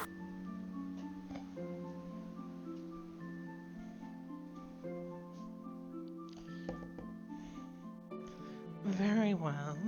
I was concerned about her potential connections to Lilith, given her form, but if you think she's not a threat, I will trust your assessment. She's no Drider. She's something else entirely. Thinking about a derivative of a Lamia probably isn't much better, so let's not specify. Yeah, kind of.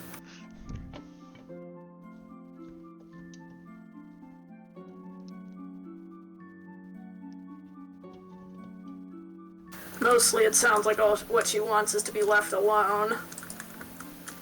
And to talk to Thesis. Talk to Thesis, huh? Thesis rounds on those people like, oi!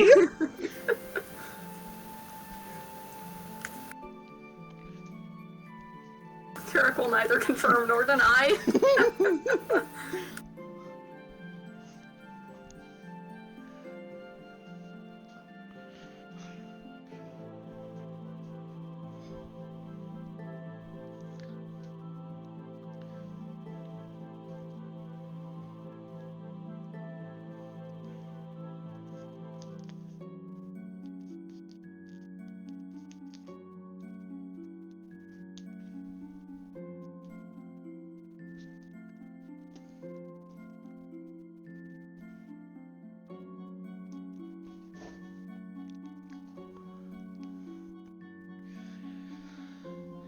Very well. If that is your assessment, that puts my mind at ease.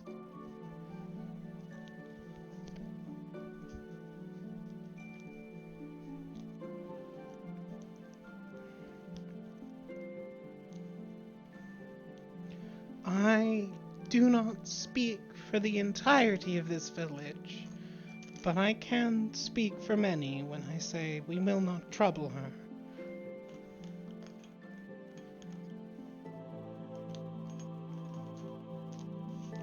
I appreciate that. I know you can't. You don't make the rules for everyone, I know, but...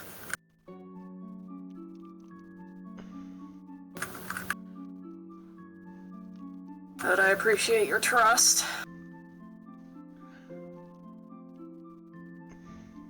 I respect another member of the faith, particularly in their area of expertise.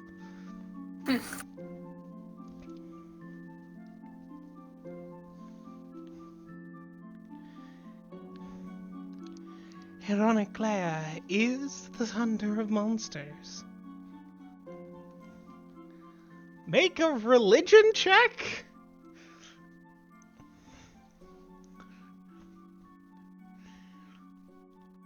I can extrapolate that this isn't that this is a derivative name. Yeah. What's the result? 15. Heroniclea is the elven mantle version of Heronius. Some gods are literally the same across them, particularly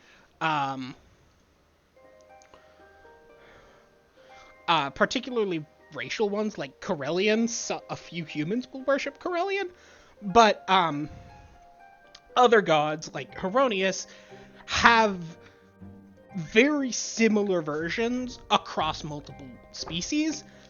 These wholly independent traditions come to the same concepts of gods because those gods actually exist and suggested to them. So many of the gods have slightly different versions of themselves in the various pantheons. Heroniclea is the elven one, who appears to have a greater focus on the slayer of monsters. Yeah, tracks. He just nods like... Yep. It's like Roman syncretism, except real, because the gods exist and are the ones who are pushing the syncretism. Mm-hmm. Yeah, religion always gets a little bit weird when, gods are objectively provable entities. Mm-hmm.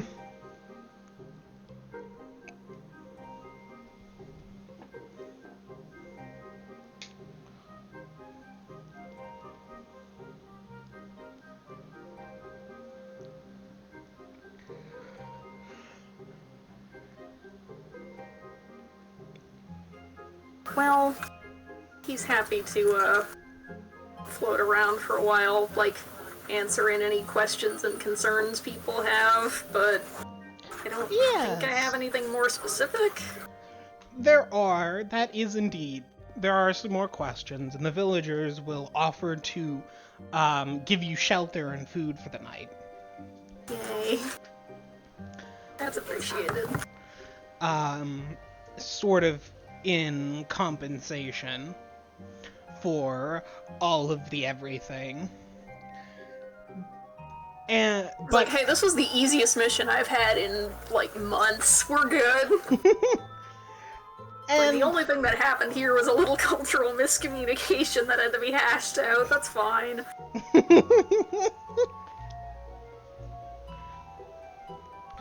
As a part of the welcome back and the discussions, Thesis will actually offer / suggest that you come back with him to meet Fairy again. Or You can spend the remainder of the day not quite celebrating, but reuniting in the town with everyone, and sleep in the house of one of the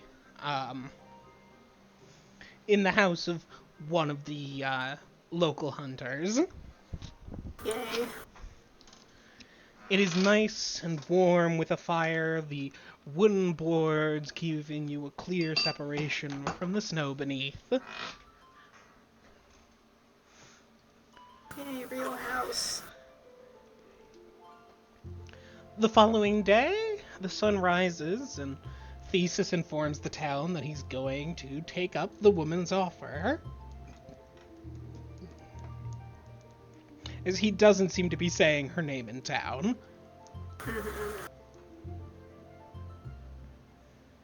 Some people are concerned, but he clarifies he'll be bringing the paladin with him, and everyone else is like, yeah. And that gets even the most curmudgeonly to at least quiet down, if not agree.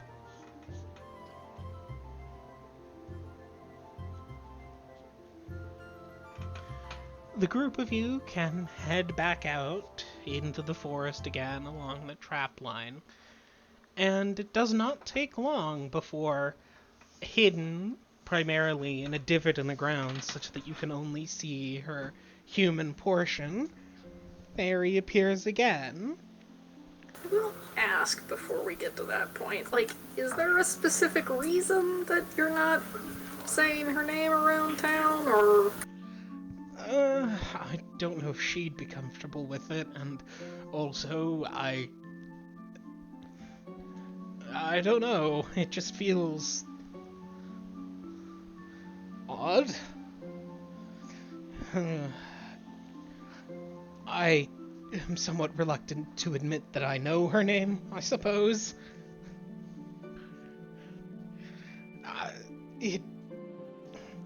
Many have spoken with her, but no one else knows her name. And now, I suppose I'm considering moving with her, so I should be less concerned about the rumors, but, well, the rumors, you see. Fair enough.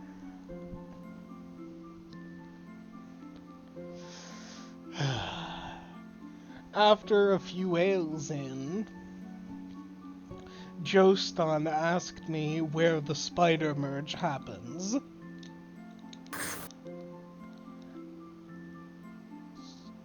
Shakes his head like... people.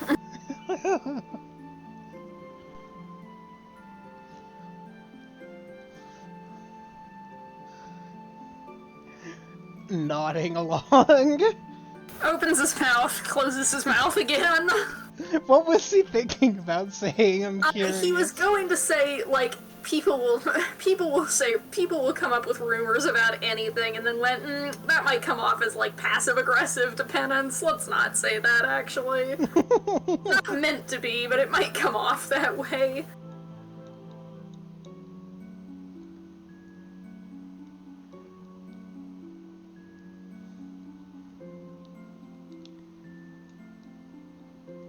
was it? I was just curious. Eventually, you can return to the trapline, and Ariadne will appear, her spider form mostly hidden. Thesis, you're back! And, oh, hello, Paladin. Paladin's wife. Paladin's just freezes! Not quite, but waves it off. Like, whatever.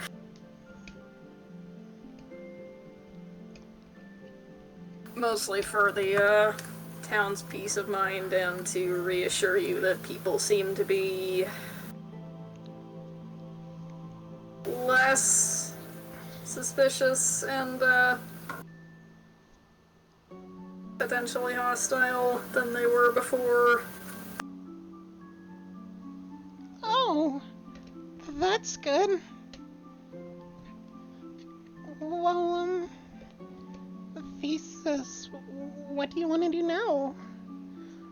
I was thinking perhaps we could all return to your cave again. Oh, okay, I still have the blindfold. I know that you don't want me to know where it is until I make my decision. Okay. Oh, if you climb on me, I can get you there much faster. Yes, I'd be alright with that.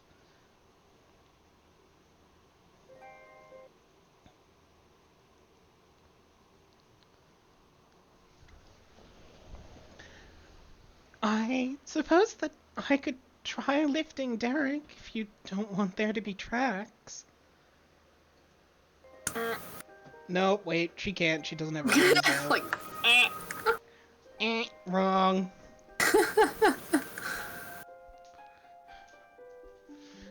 oh, what I wouldn't give for Pass Without Trace. I'm afraid you might just be stuck erasing tracks on our, once we leave. Okay, I can do that again. Alright, we'll go back to the cave. Thesis will put on his blindfold again, and the three of you can return back to her cave.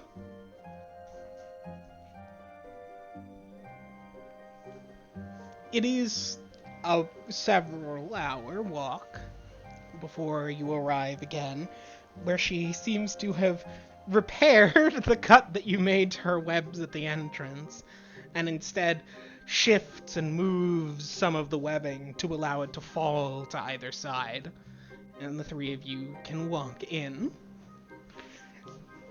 When you get into the cave, you can hear some distressed grunting.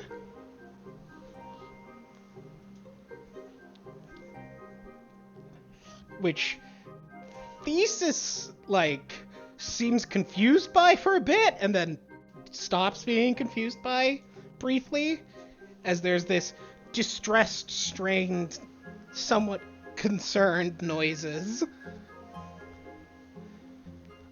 of an animal from deeper within the cave. Oh, don't worry about that. I just knew Thesis would be coming back soon, or I hoped, so I got some dinner. There's a deer. I've webbed up a deer for there in the cave. I didn't want it to go bad, so it's still in there. I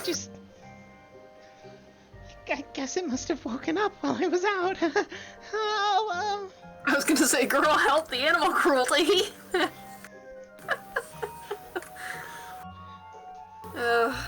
Spiders. Hell, Derek will let this go.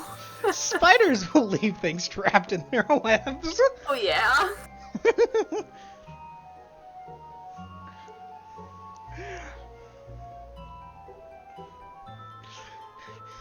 She will skitter off deeper into the cave, and the grunting stops. Unclear if it's dead or just resedated. So, What brings all of you back here? So what brings all of you back here? I wanted to talk to you again, and I thought they should come with, and I wanted to ask you some things. Oh, okay. Would the two of you mind waiting out here? By all means. The two of them will head deeper into the cave, and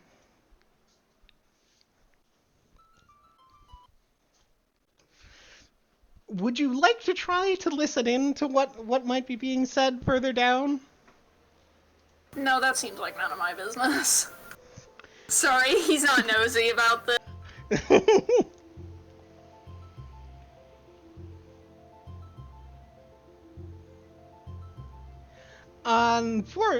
Regardless of your intent to not, there are a few things that you will hear, which is, what? No, I couldn't do that. But, and then a while later, but why? That wouldn't fit you at all.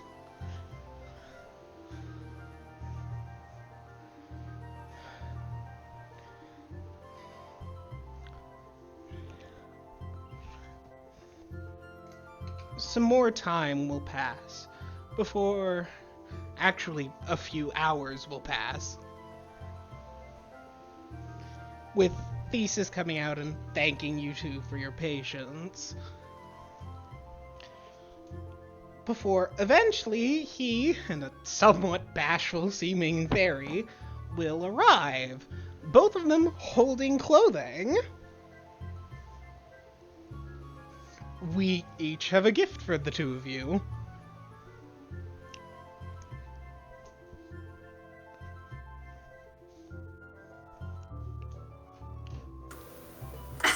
Kind of pauses and goes, "This isn't an invitation to the polycule, is it?" No. Very specifically, she has a gift for Penance, and I have a gift for you. I'm just regifting some clothes that don't fit me. Wink. Derek has a look on his face like, I don't think that means anything, but... Well, no. You aren't accepting clothes from Theriadne. Theriadne gifted clothes to Thesis. And he accepted them. He's just re-gifting them now. It seems like Theriadne took some convincing on this one, which is why she's looking the way she is. But she doesn't seem to have any problem with giving clothes to Penance, because that's it's only for men. It's only with men that this is a thing.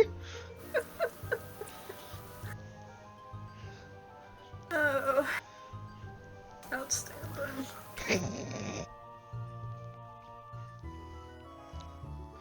I thought for all your trouble we should give you something to help.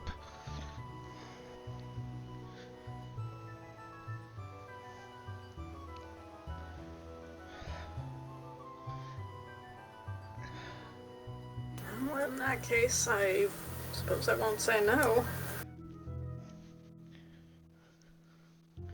He will give you a set of very nice clothing, which is a set of long pants with tight drawstring cuffs at the ankles, and a long sleeve shirt that comes up close to the neck with a tall collar, and long sleeves that extend all the way down to the wrists. For Penance, there is a long silken dress, somewhat loose, it seems, from all of it, but also full body, fully covering, with a similarly tall collar and long sleeves. Which she seems to accept graciously, but you can tell is like, she's like, it looks very nice, but... Both of them are the same nearly pure silken, nearly translucent, shimmering white of undyed spider silk.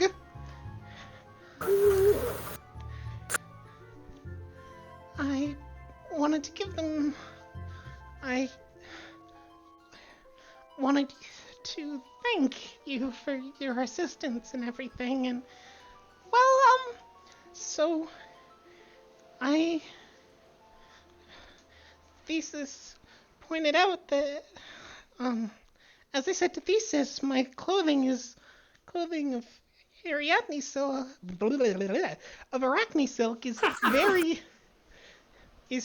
very strong, nearly as strong as some armor. So I thought I'd give it to you, as thanks. And to help keep you safe. Because you helped keep me safe. Thank you. I appreciate it. It's very kind. Thank you, both of you. Derek's like, why do beautiful women keep telling me they want to give me things to keep me safe? Why does this keep happening to me? What do I give off? I was getting this reaction. In this case, it seems to have been Thesis's idea, and Theory is very clearly talking to only Penance throughout this entire interaction. She's looking Penance dead in the eyes. That's fair.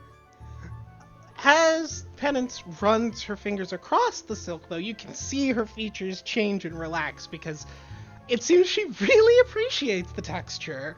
When you touch yours, you can see why.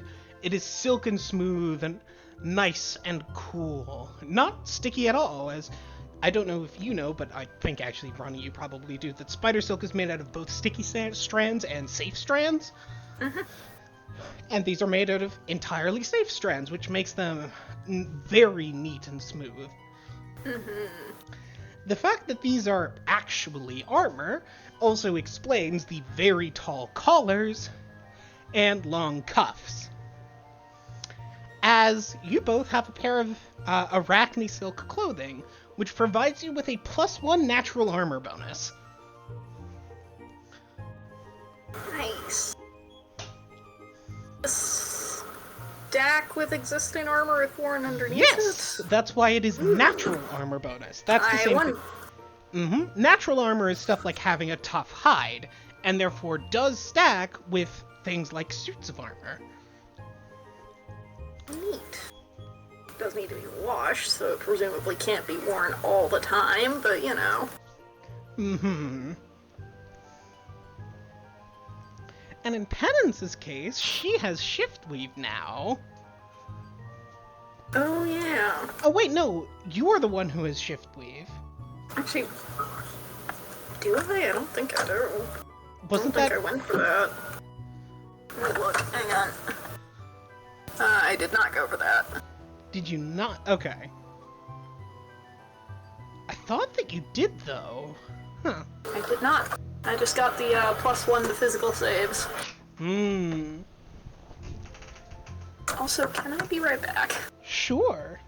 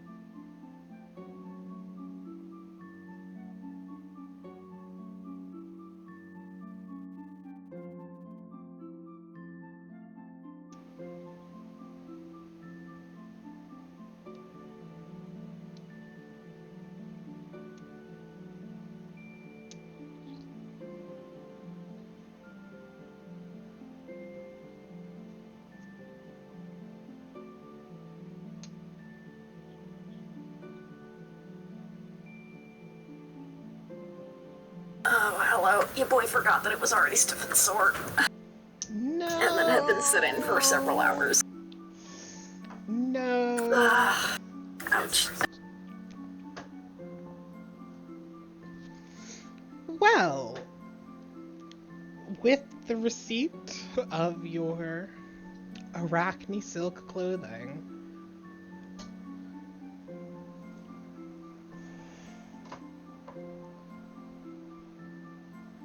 it seems the main purpose for Thesis having brought you here has concluded.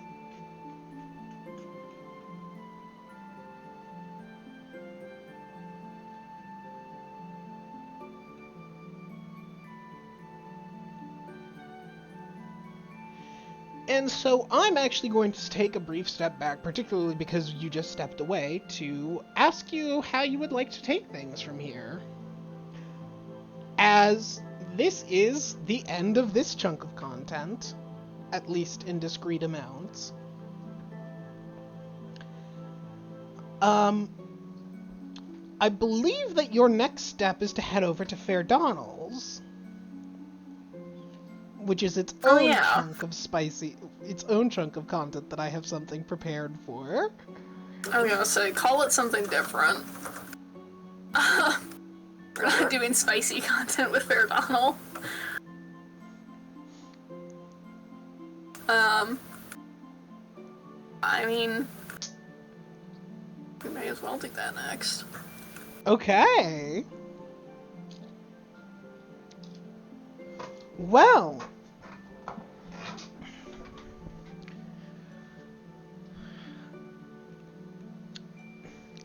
Thesis and Theriadne will both thank you for your help, and Theri seems very much happy with the possibility of the two of you taking your gifts and heading out, because she seems to be very, like, she clearly agreed to this because she made the outfit for the two of you, but seems to be quite embarrassed by this. Yeah, no, I don't blame her. It's a weird one from her cultural perspective, for sure. Uh-huh.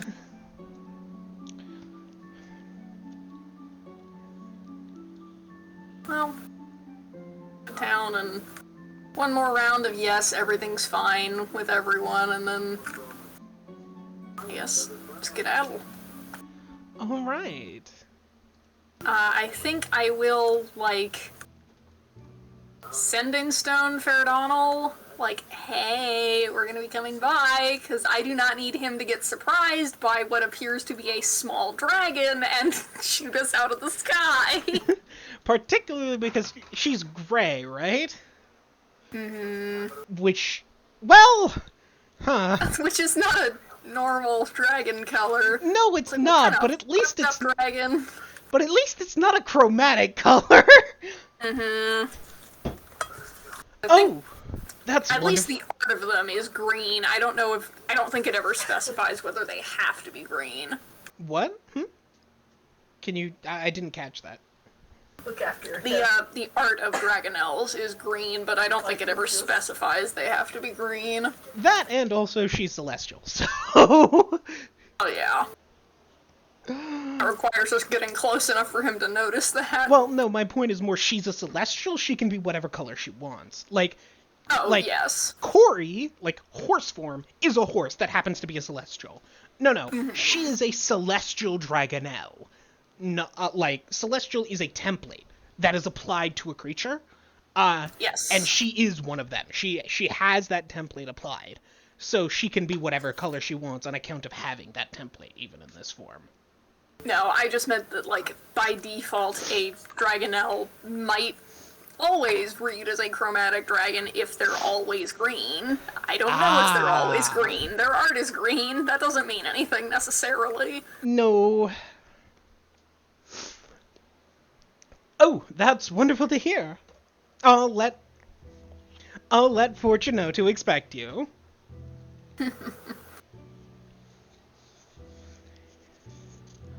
And so, having been bid farewell by the various members of the town, as well as both Thesis and Theri, who do seem to be deciding to stay together, the two of you can mount up on Corey and begin your flight toward the sands. Thankfully, with Ferdonal's tower, it is very easy to find it. Yeah, especially from the air. Because all you have to do is fly towards the sands and then fly along the border. Yep. You take to the air, soaring through the drifting clouds in the sky, above the treetops, and thankfully, because of your detour, far enough north that you are not encountering the griffins. You fly above the snow-covered treetops, and thus not with the foreboding presence that the wilds normally holds. Corey's powerful and majestic wing beats, leaving you flying through the air and above the glistening ground beneath you.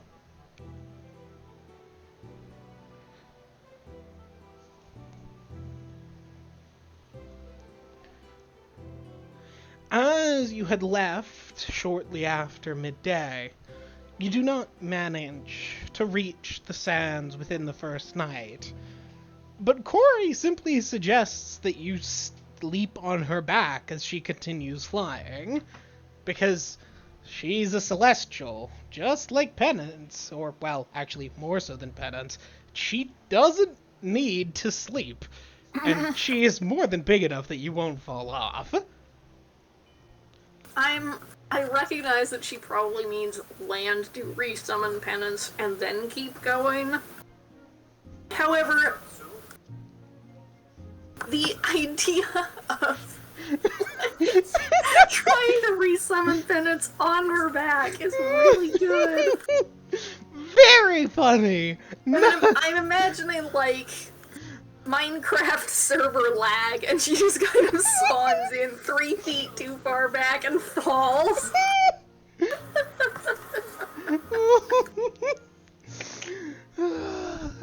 Corey would also not be cool with a demon summoning on her back. Yeah, that's fair. Like, she may have come around to Penance, but, no.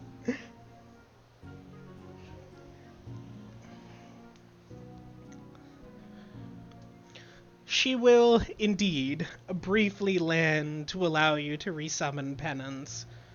And, with a resummoned Penance, she can also make sure you don't fall off while you sleep. Yippee.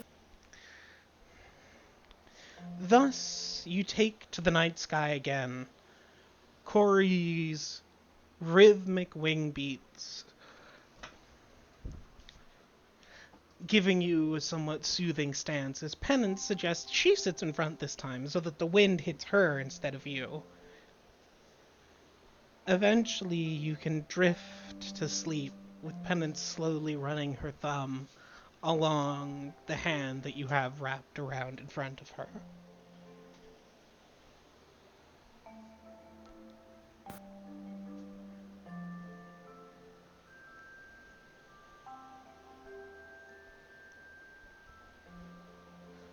You can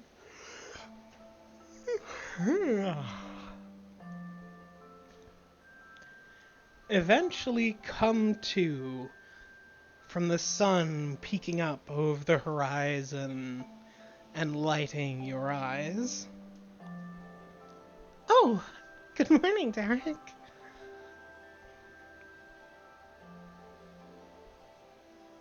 Morning. How did you sleep? Surprisingly well, considering the circumstances. I'm glad. I hope that I was comfortable. She says as you find that your head is slumped onto her shoulder.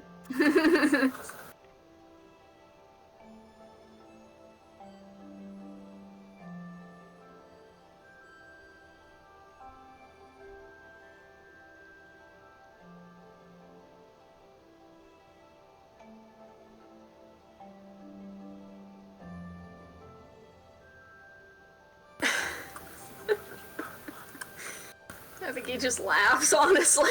He's like, I'm sorry, Yeah. was that... Oh, thank you. no, sorry, I, the player, got distracted by something for a second, so there was a delay. I was like, oh god, there was a question I was answering.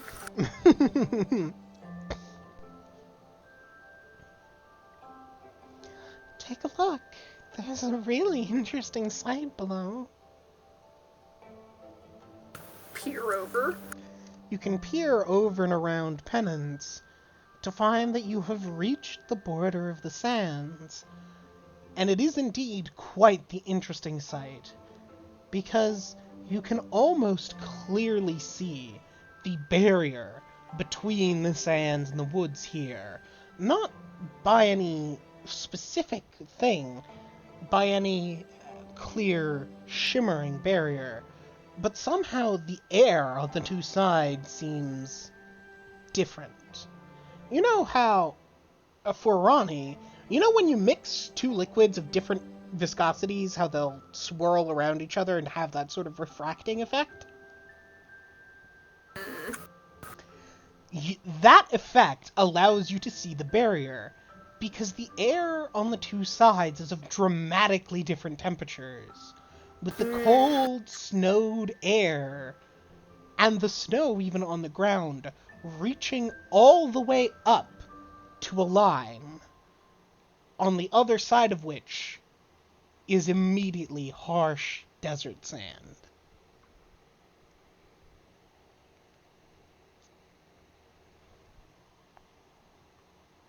Huh. Never seen something like that before. I didn't notice it last time we were here. Neither did I, although I suppose it was a lot less obvious when, it wasn't snow into desert. Yeah. I guess the sands don't have seasons. I guess not.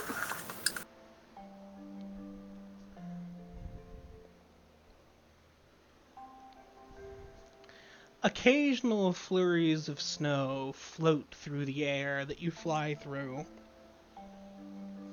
And as another way of you being able to see the barrier, when the flakes seem to hit that shimmering difference in the air, they simply vanish.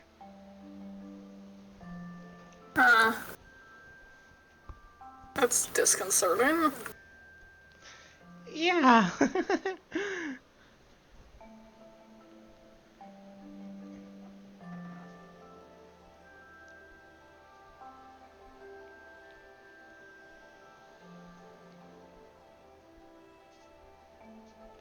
Still, even if it's disconcerting, at least it's pretty. Seeing these two things right up against each other. What is that?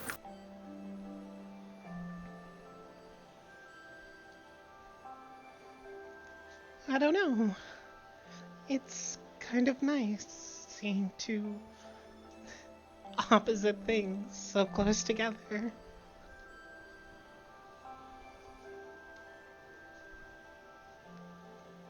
She's got an arm wrapped around him, I assume. Mm-hmm. This kind of squeezes her hand. She makes a quiet, happy noise and just leans into him.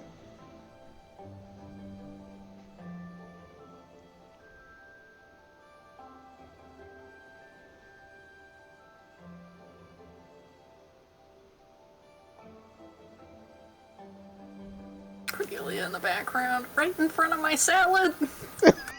Literally!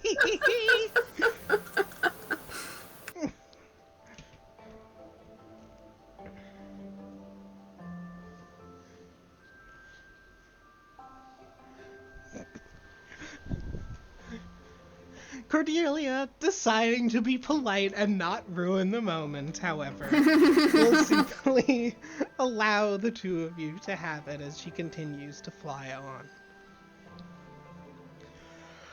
By around midday, something breaks up the not exactly monotonous, but very similar border between the forest and the sands, as a tower comes into sight.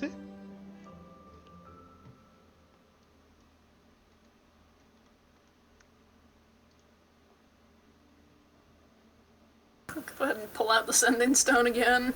ETA about 3 minutes. Oh, wonderful. Please don't shoot down the not quite a dragon. Oh, you're flying? I'm finally strong enough to, give Cordelia a bit of an upgrade. That's wonderful to hear. Ah, right! You alright there? He does not seem to respond, but in short order, you understand what he was reacting to, as you can see a small form taking flight off the top of the tower. Yeah, I wondered if that might happen. Just kind of mumbled out loud. As you can see the form of Fortune, followed by the flying form of Fair Donald, leaving the tower to come fly towards you.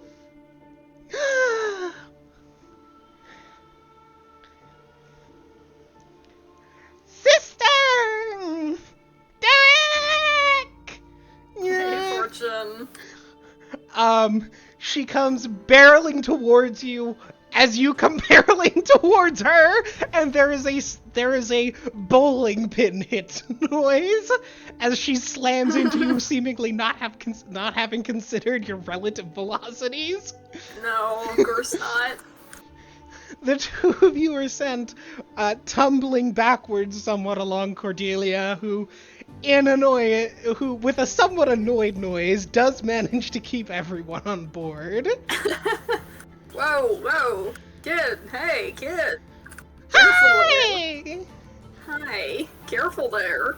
Oh, I almost knocked everyone off. Oh no. Hi! Hi. Fair Donald will arrive, flying beside shortly after. Is everyone alright? Just about. Fortune, what did I say about running off when you get excited? Oh, but I wanted to see Big Sis. Yes, hello, Fortune. It's nice to see you again. Sis!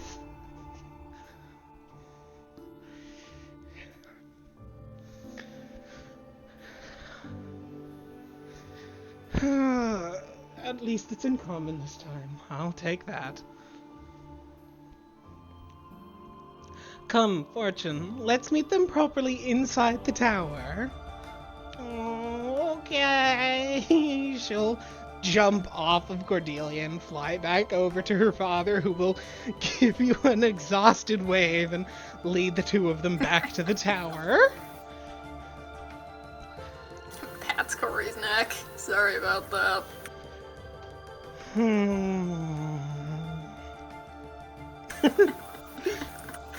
have to admit she's cute, though. A head toss of, no, I don't.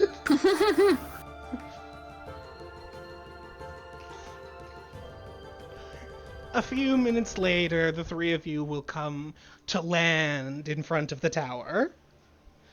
Cordelia's heavy landing shaking the ground slightly, as the group of you can clamber off to be greeted more properly this time by Fair Donald and Fortune walking out of the doors of his tower. Fortune, still seemingly full of energy, runs forward to give Penance a hug again. Fair Donald exiting more slowly. Derek, it is good to see you again. Good to see you. Offer a hand to clasp. Clasp his hand. He will take the hand. Somewhat more restrained than he is with Dulan.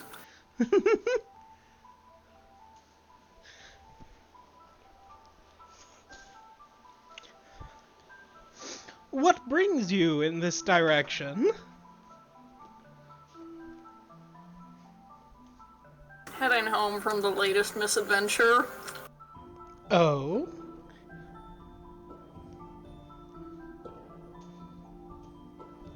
Are you, familiar with Arachne at all? Arachne? No, I can't say that I am, which is quite curious. I'm Yeah, very neither was interested I. to hear more. Yeah, I'll tell you the story. I'll regale him with the story. I don't feel the need to go through the whole thing. We just went through the whole thing. As you do, he will beckon the group of you inside. Corey giving you a head toss of farewell, and Penance having, not picked up as in carrying, but the picked up where someone is holding up their arms and is just being sort of swung along sort of deal. As you all can head inside. As you tell him the tale, he'll beckon his hand above, and from the alcoves higher up the tower, the tables and chairs will come floating down into the main room.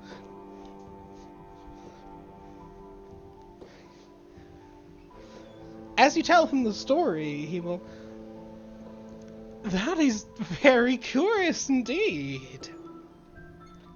I did know of Lamia. I've never heard of these Arachne before. They seem quite curious, though. Not quite the same type of mixture of human and non-human. The mixture of things that I'm interested in, but still an interesting combination of, well, human folk and spider in this case. I should have guessed you would be interested. What can I say? It sparks my interest. Oh, and the tale of young love seems to be quite humorous. To hear, at least, if not to live through. Oh, it was pretty funny once I got over thinking she might be planning to eat him. She had me worried for a minute there, but all's well that ends well. Indeed, indeed.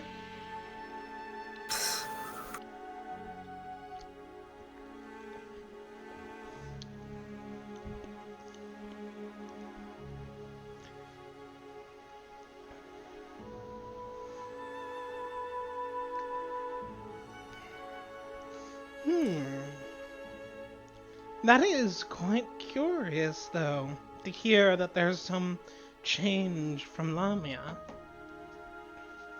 I suppose the priestess isn't wrong to be concerned about the connection to Loloth. I suspect whoever modified the being that modified the curse was her. That might also explain some of the cultural tendencies. Yeah, maybe so. Shrug. I can see how most of it arose. I don't think it was the right response to the problems at hand, but... what are you gonna do, I guess? Indeed, indeed. How have you two been? We have been quite well. Good. Doing good. Miss Sister, Miss Derek.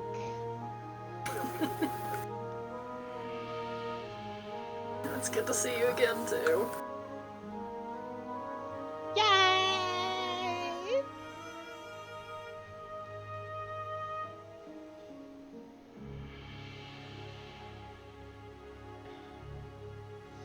My research has been ongoing, and I've started to contact the Liland.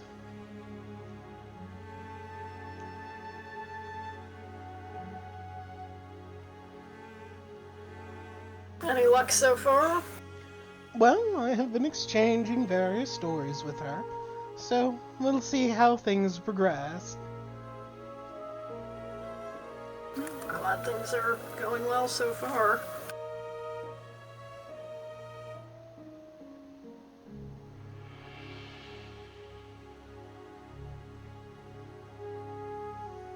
That they are.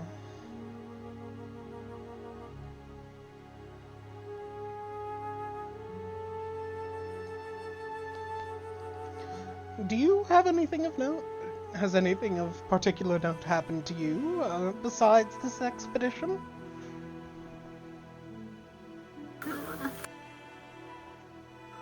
Well, there was a whole, I don't remember if I told you anything about that. The whole fiasco with the Delver.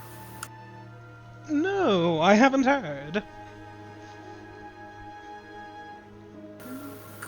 Happy to share.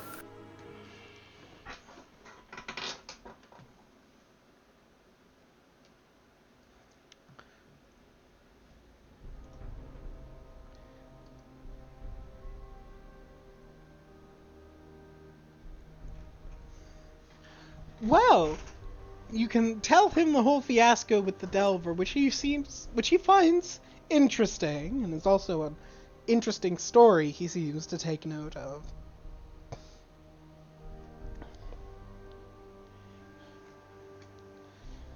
Though he expresses his condolences about the collapsing of the city. Yeah.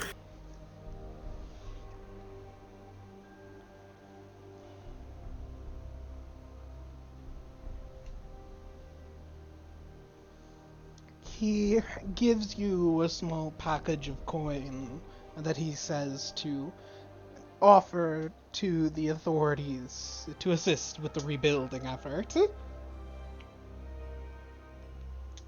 It's very generous, thank you. Of course, I'm happy to help when I hear something so tragic has occurred.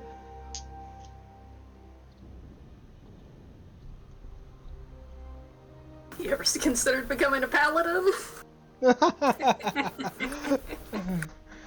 No, unfortunately, I feel I delve too often into the realms of grey for such a calling. Yeah, most people do, really. Well, most adventurers do, certainly.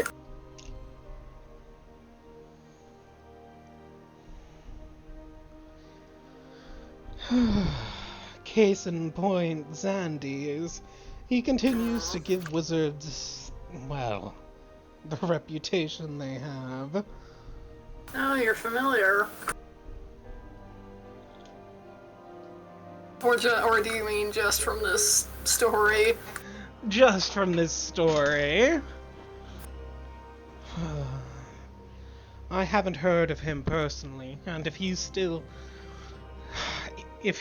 looking into Delvers to secure funds, I suspect he's still early on in his time.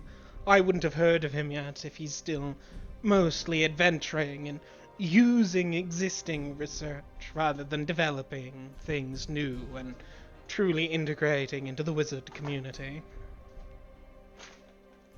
Fair enough, I suppose. He sounds early along in his career.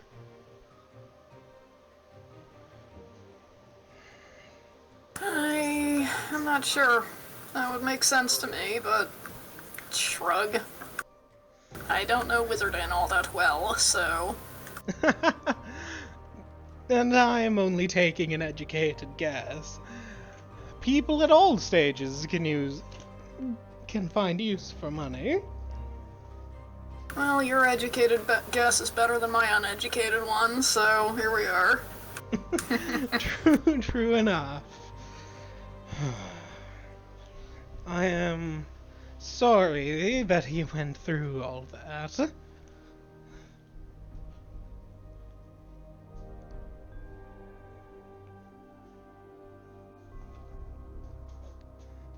More or less worked out in the end, but... Ugh. Yeah, indeed. If nothing else, it does seem like a means to secure income for the two of you. But There's that at least. I don't mind the way to acquire it, but, well, working with him is a little more.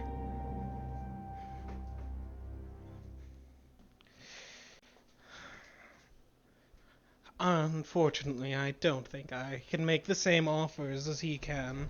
Were I able to, I'd offer in his stead, but I don't have interest in those reagents. Particularly with courting a Lilland, while demon blood I could perhaps make use of in some magic item production. I think it best if I not. Yeah, that makes sense. And I could take a look through my tomes of conjuration to see if I can reconstruct his means of attaching something through summonings.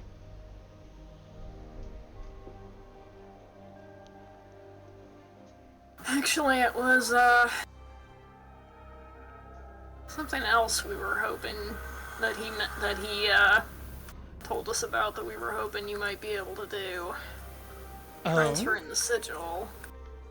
Not now, but...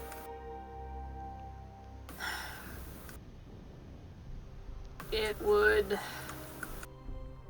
let someone, ideally you, but I suppose we could find someone else if you're not comfortable with that, continue summoning penance once I'm no longer able to, once I'm in Hades and thus no longer able to. Ah, yes. I had not considered that. I'm certainly happy to help, although the Lilland may complicate some things. Yeah, I hadn't thought about that. Actually, no, I think I have a solution. Fortune? Yeah? Would you like to be able to call your sister whenever you would like? Yeah! Oh no. That's devious. Why, thank you. While I try to do what is right, I certainly appreciate the ability to be devious on occasion. Comes in handy now and again.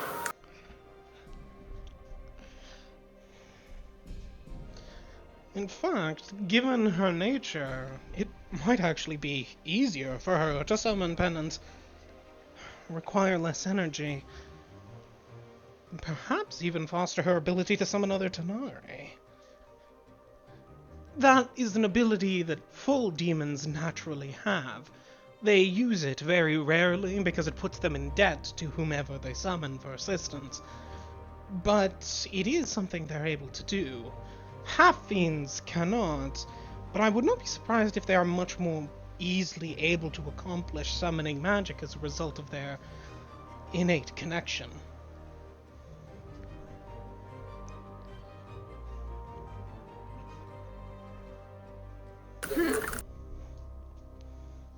Doesn't make as much sense as anything. I don't know how to do that personally, and I doubt I have any tomes that detail it, so I may need to reach out to Xandes to learn how. But that's something I could certainly accomplish, and I suspect hearing a request from a more established wizard is something he would jump at the opportunity for. If nothing, I can give him the opportunity to copy some spells from my spell book. That should provide him with more than sufficient payment. And do not feel the need to compensate me as well. That, while it only that comes at no cost but an opportunity one for me. And, well, the opportunity cost is somewhat extensive, depending on the bargain he drives. It's an interesting enough skill that I am willing to pick it up on its own accord.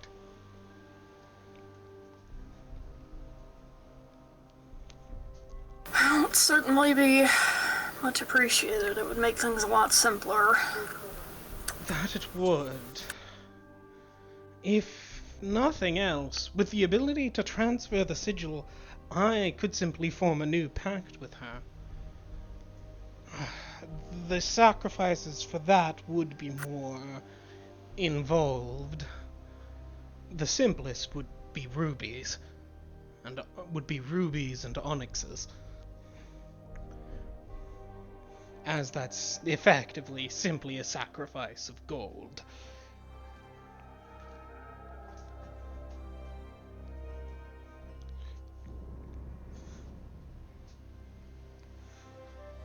Either I, or perhaps I could see about walking Fortune through the process. I'll give it a shot. I doubt she'll figure it out, but worth a try at least. No harm in trying to teach her. As well. If I have to go through with it myself in the end, even with the Lilith, to avoid complications with the Lilith, I can simply transfer the sigil to her. That's true. I'm glad you're at least open to the idea. Of course.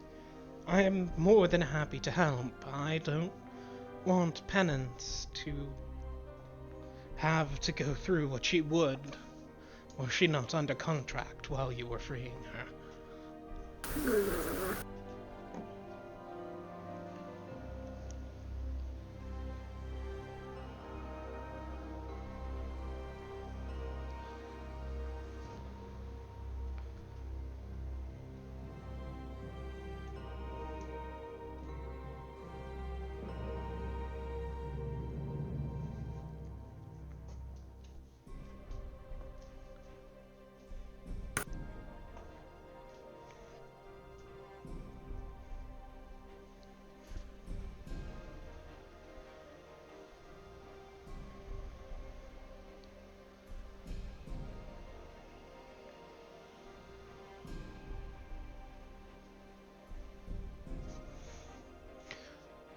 I will see about reaching out to Xandes to find the usurpation ritual.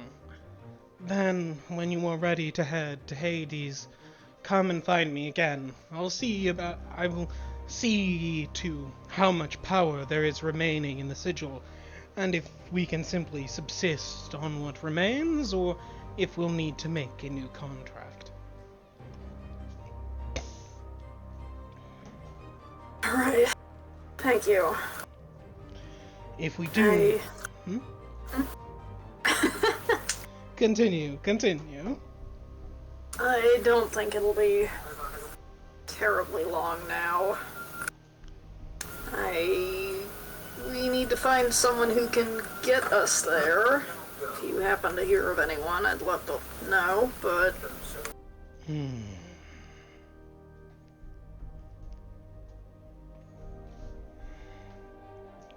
I have been keeping an eye to planar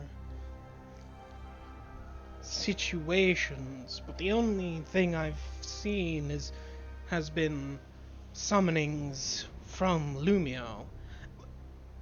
Wait, how long has your recent adventure taken? Which?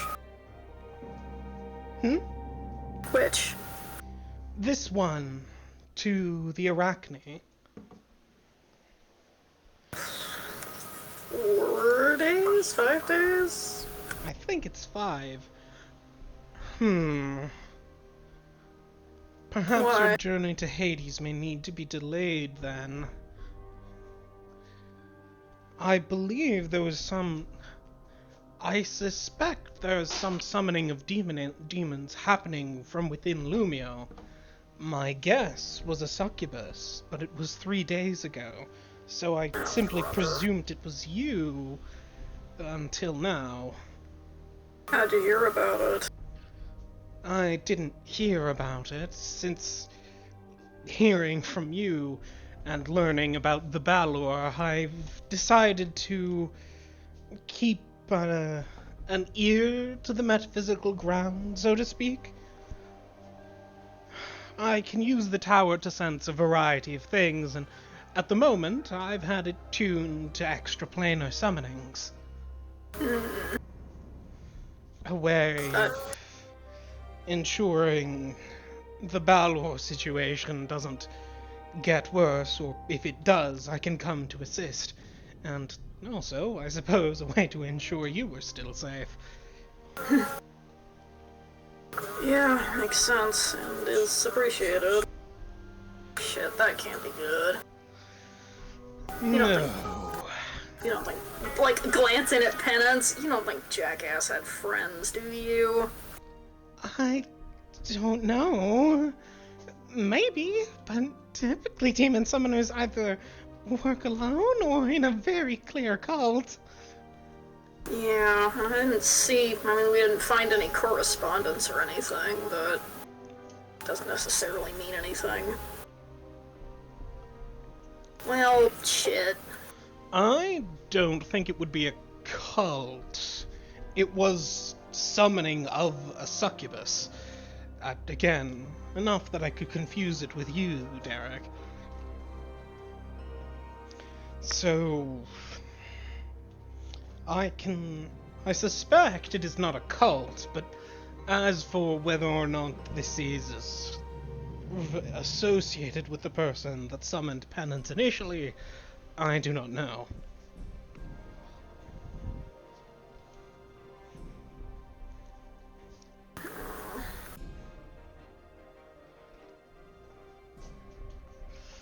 That's not good. No.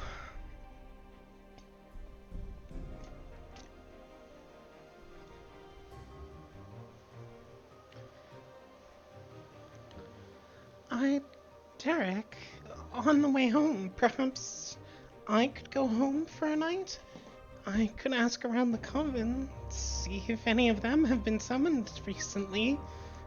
Repeatedly, it sounds like? Yes, repeatedly. I mean, it could be someone from another coven, especially if they're from the Abyss and not Hades, but worth a shot. Worth a shot, as long as you... Yeah, I'm willing to try. I'd rather, well, the bed here is really nice, so I'd rather do it while we're on the way back to Lumio. But...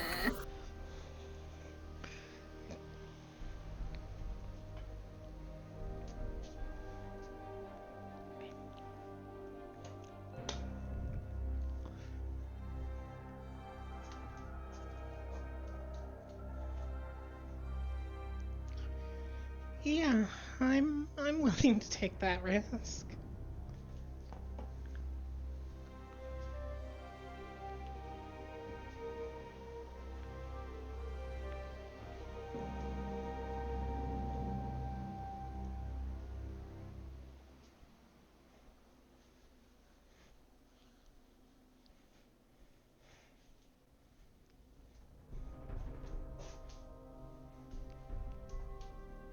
Alright, and then I guess when we get back, I'll check in with the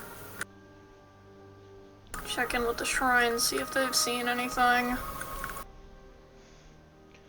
A wise idea. I apologize for delivering such frustrating news to you.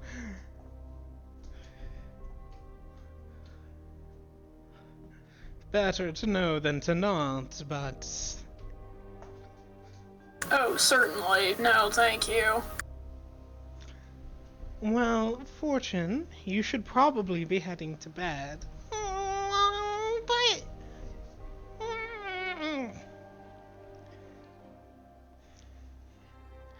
And if she does, I could perhaps offer you something to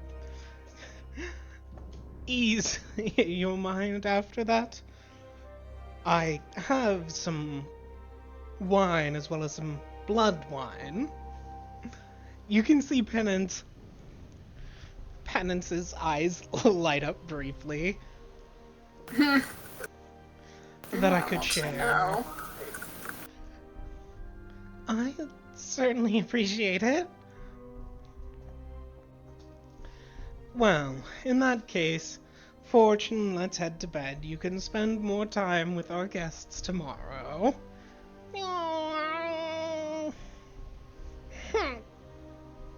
She'll pout, but she will acquiesce as the two of them will head up the long spiraling stair around the outside.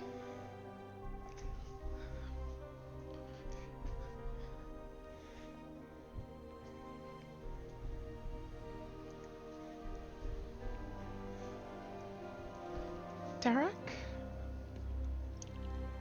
What's up? I just wanted to see if you're alright.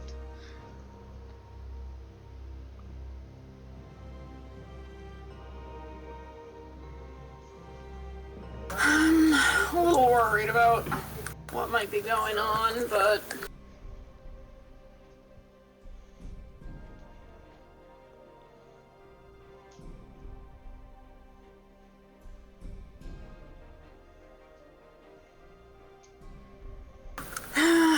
same shit as always. It's always something. It certainly seems to be.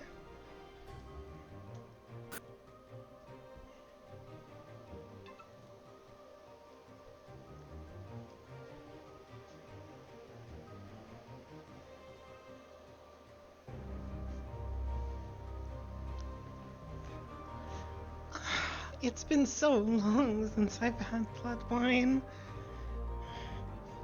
We had it occasionally at the coven, but, well, I wasn't given it very often. Less tolerant than the others. Yeah. You got me. Well,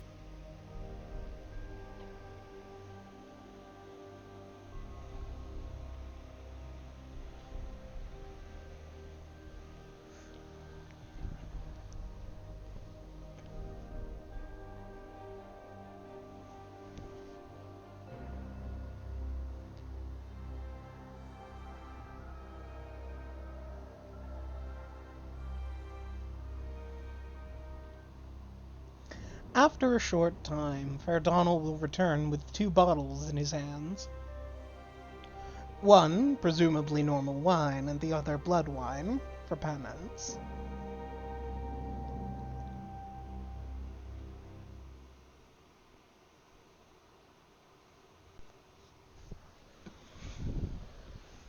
Fortune has, however begrudgingly, been put to bed.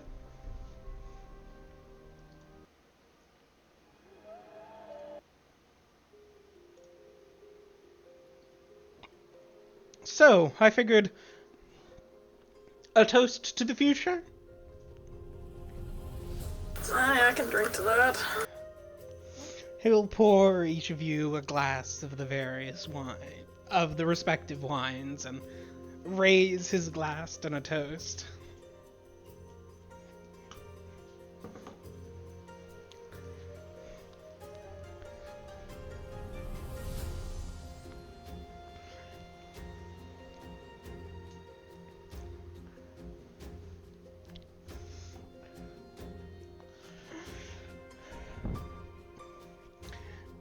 You can drink the wine, finding it quite delicious, but I don't know enough about wine to properly describe it other than it's wine!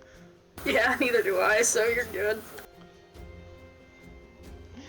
Penance seems to down hers with delight, her tail curling and extending briefly as she drinks it.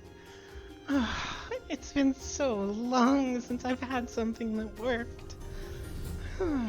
Thank you, Verdano. This is quite nice. Of course, I'm happy to help.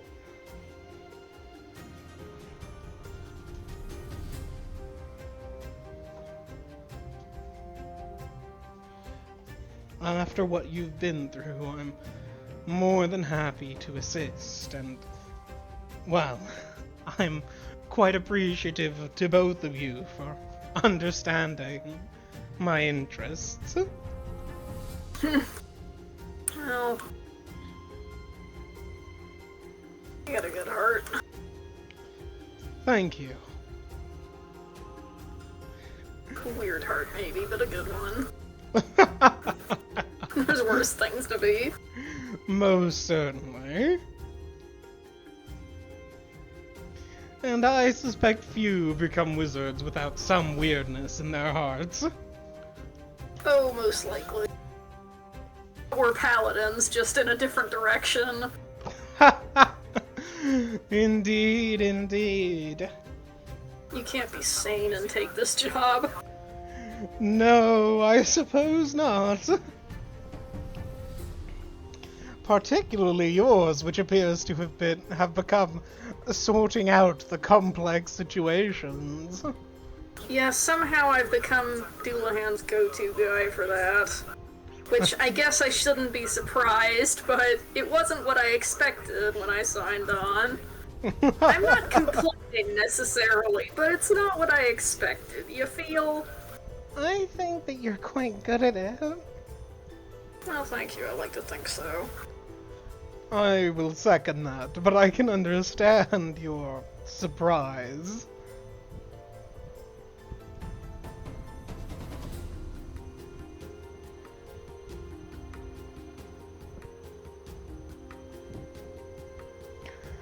Do you have anything in particular to talk about, or are you just interested in chatting over some wine?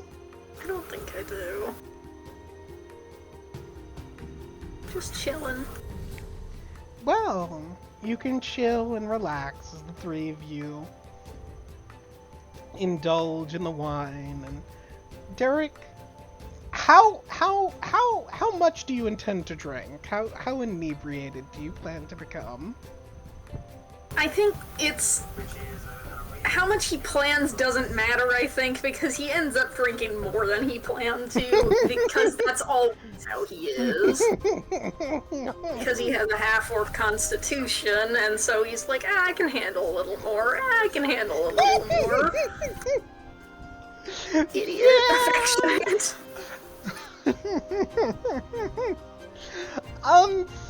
Unfortunately, that also appears to have been Penance's approach.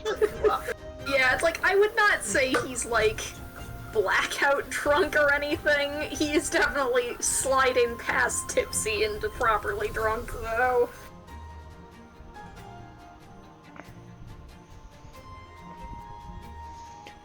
Eventually, in that case, after an hour or two of happy discussion,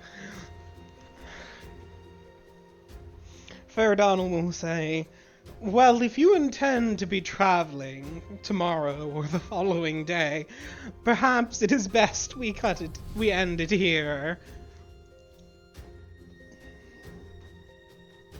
Probably.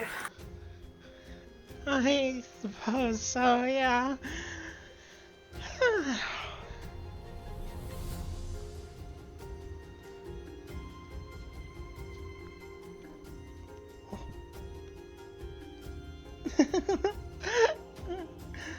Oh dear. I might have had more than I... Yeah, okay. Maybe we should call it for the night. Let's kick you to bed. She will stand up and not manage to stay upright, as it seems, given that she's normally immune to poison, she's not particularly good at handling her liquor.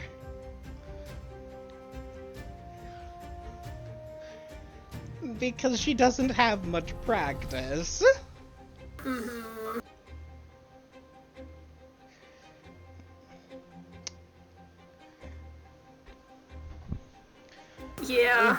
think we're, like, normally he'd just pick her up, but I think in this instance it's more of a leaning on each other situation. Mhm. With the two of you leaning on each other, Ferdinand will also stand up and help guide the two of you to the room that you're staying in. He will lead you up the long flight of stairs with, again, its somewhat confusing effect of it taking less time than it ought to climb. Yeah, I bet that's worse when drunk. It's either Oh worse God, when this is drunk, disorienting. or you fail to notice it when drunk. That's true.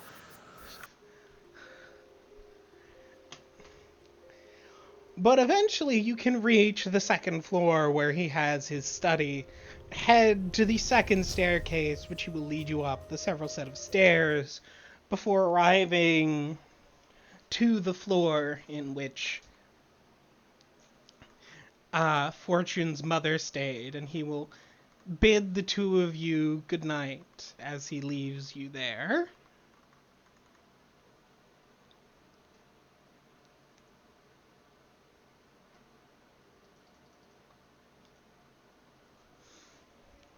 I will see the two of you in the morning.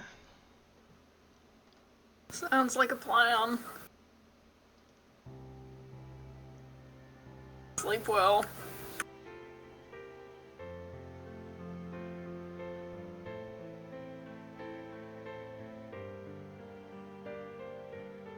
Sleep well.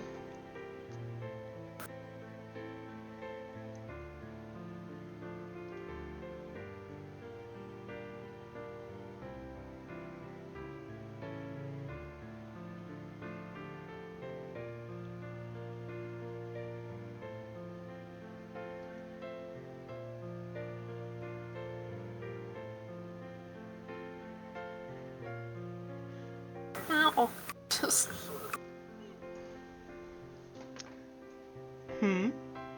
Ow. Just... closes the door and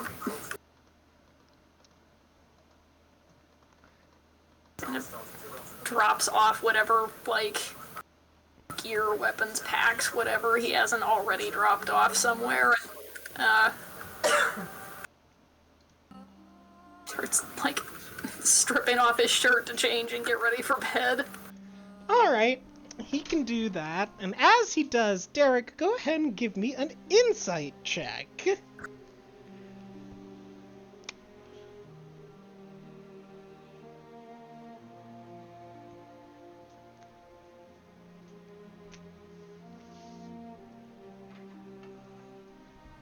Not this. I have good news and bad news. The good news is that, you succeeded.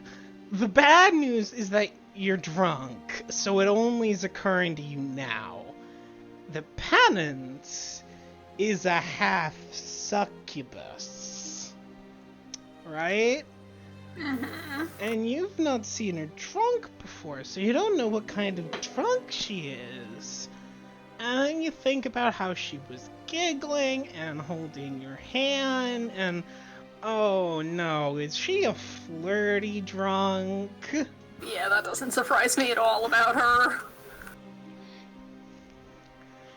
After your gear has been dropped off, and while you're in between changing shirts, she will attach herself to your side.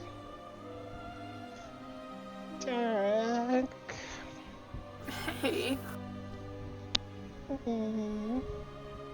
Hi.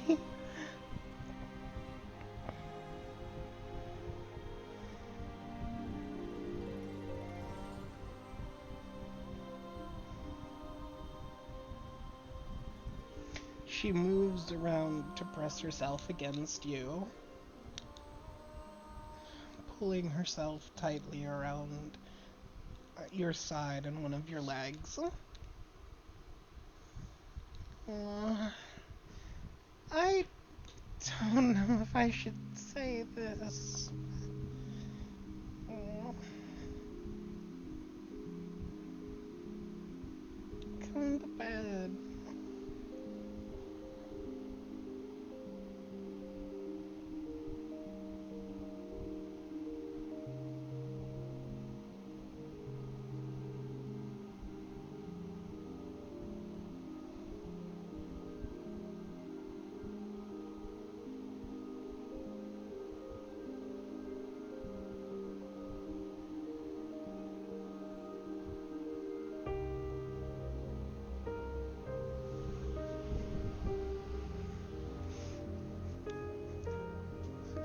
Does Derek have any reaction to this? I'm so sorry to ask this, but can you repeat the line? I was hoping I'd get delayed processing and it didn't happen. I don't know if I should say. Come to bed.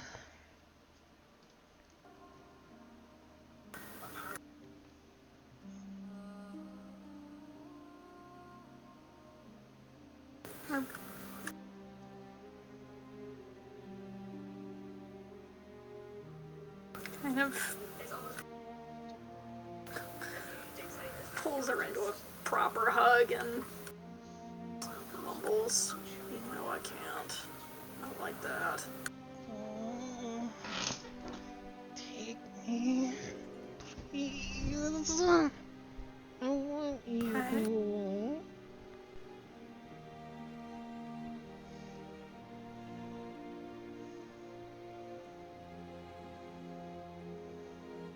You're drunk, hon. Go to sleep. Derek, Penance. I mean it. why? You know why. No, I want you. You want me. Okay.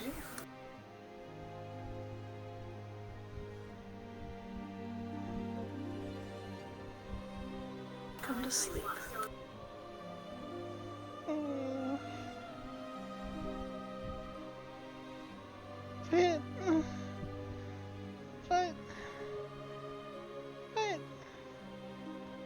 I want you. I'll always want you. I want you more once the summoning is done. I know you want me. I've seen it. Like, you do your best, but I can see it. You want me. You just don't want me, and I don't understand why.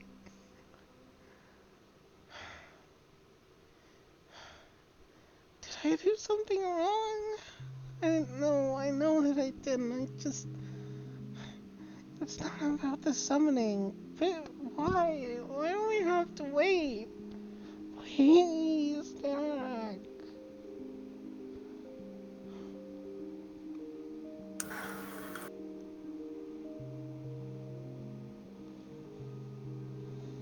Just kisses her on the forehead. This is not the time for this conversation, sweetheart. Why not?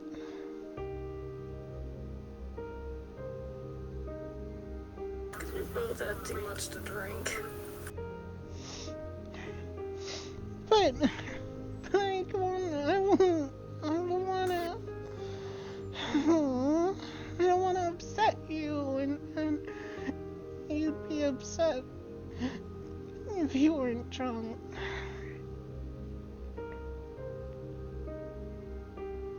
I I'm don't. not upset. The answer's no. Mm.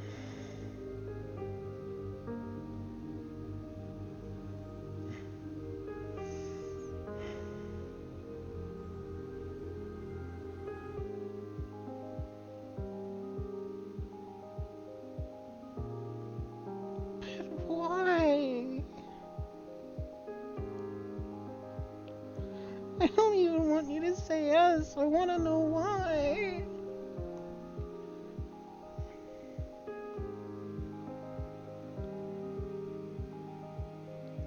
Why don't you want me? It's not like I'm wearing a collar. It's not like I'm stuck like this or you're holding it over me. We're trying to fix this, and you're. I believe you. They're gonna fix it, and I don't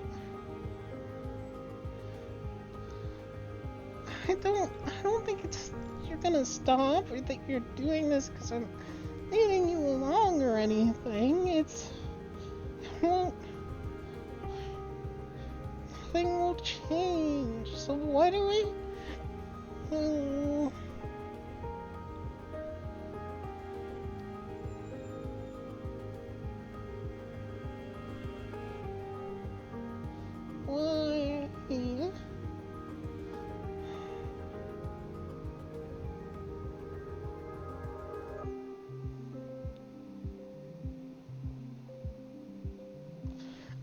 know right now you're like, Penance, you're drunk. We shouldn't do this when you're drunk. But it's not like being drunk has changed anything. I just wouldn't normally say this if I wasn't drunk. Because I wouldn't.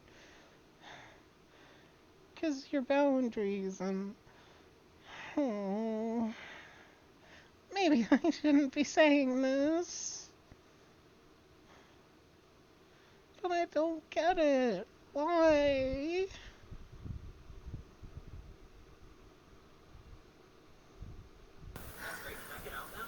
I know. I don't know how to explain it any better than I have. I'm sorry.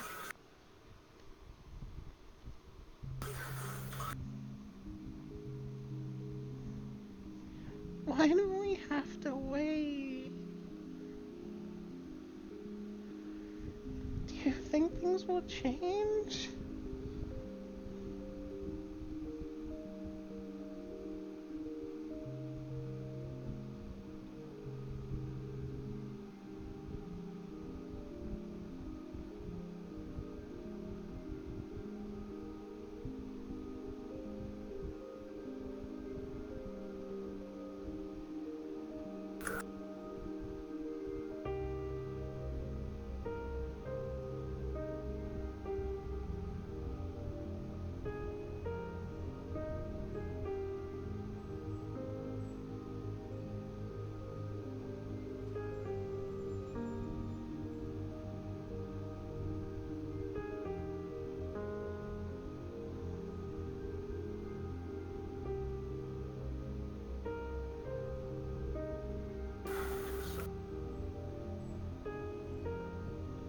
What'll be different?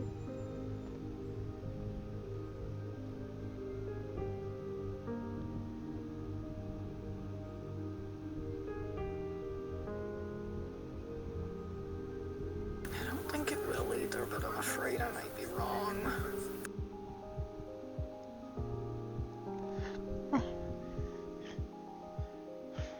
Why would it be wrong? Why would you be wrong? Would you feel differently?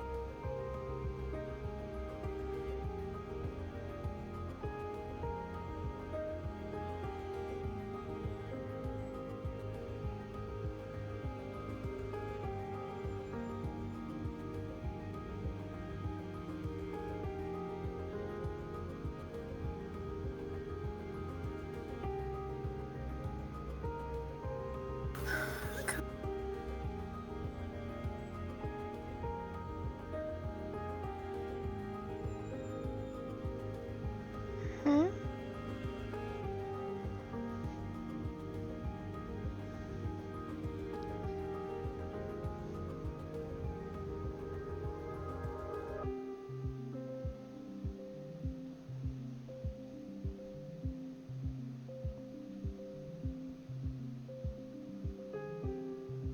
Because I'm afraid you might not want me once you've...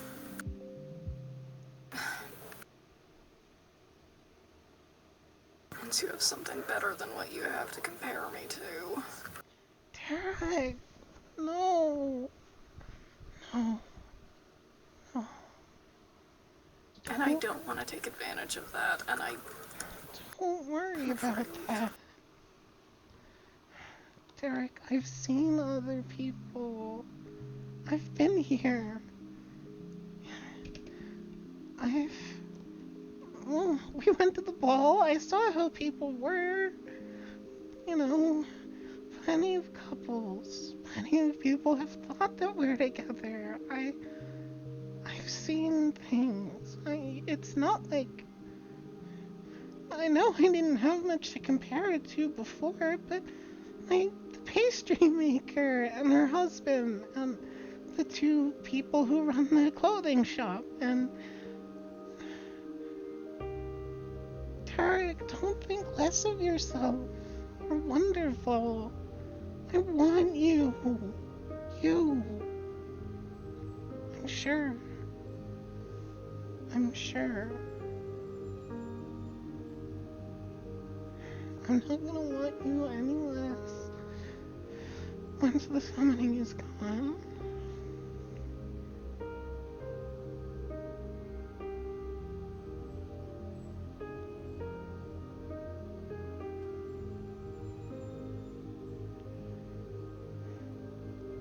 You're gentle and kind and understanding.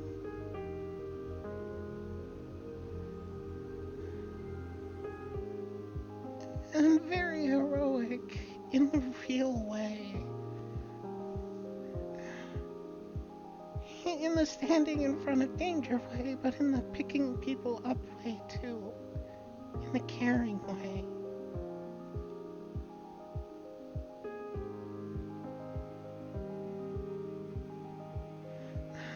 I'm not some farm girl smitten because you've come to save her from a big bad monster. I've seen you do that for plenty of people too. The Delver. Fairy. You're just like that. And it's wonderful.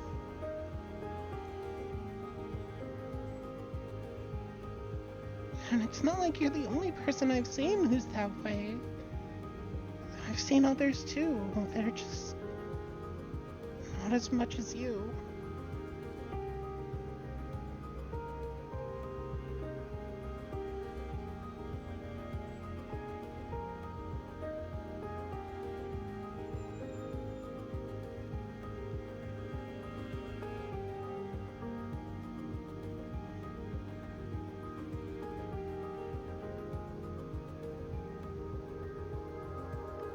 Please, Tarek.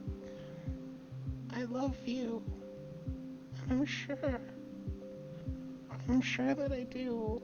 And that's not going to change.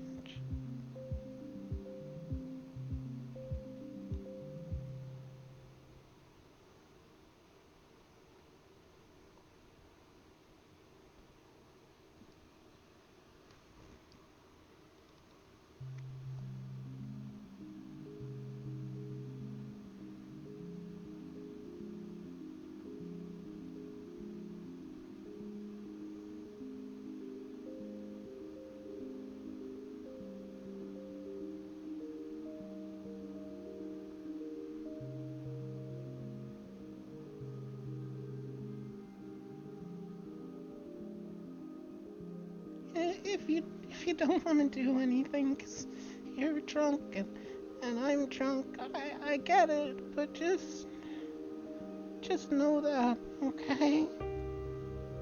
Don't,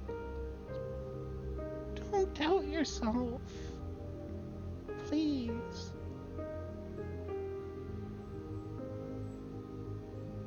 Please.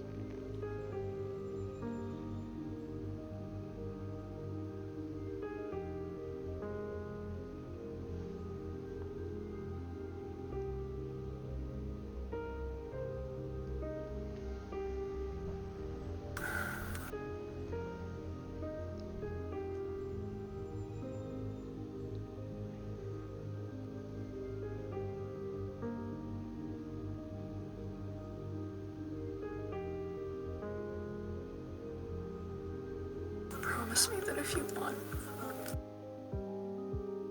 you want things to stop or change, you'll say something. Of course. Anything. Of course. Well, okay. I promise. I want to do more. That's what I want to change.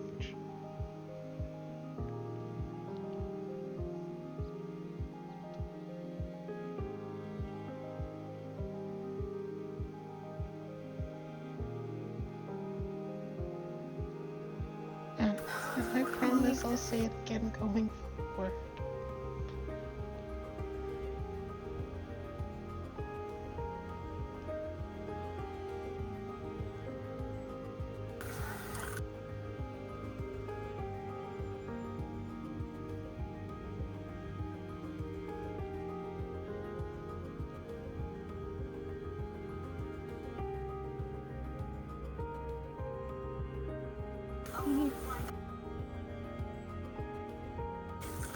holds her face in a hand for a moment, just looking at her.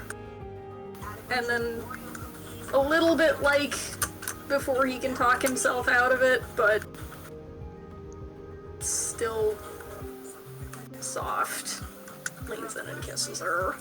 She will kiss him back delightedly, staying calm and back for the first few moments before reaching her hands out to hold behind his neck and head and pulling him in close, her lips locking against his, the warmth flowing across them.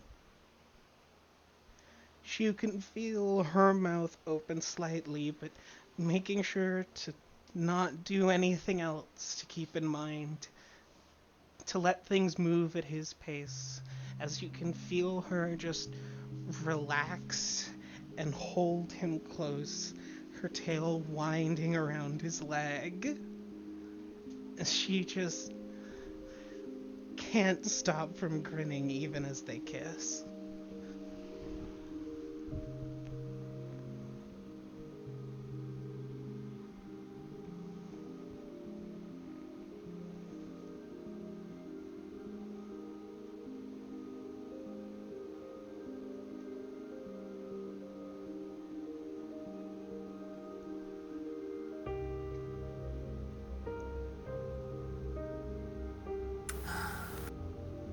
Eventually breaks away, mostly to breathe.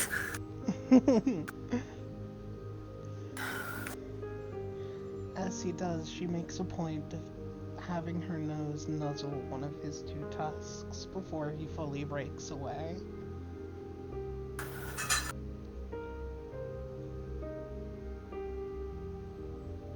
No more tonight. I mean it, but This is more than enough. Thank you. Thank you. Thank you.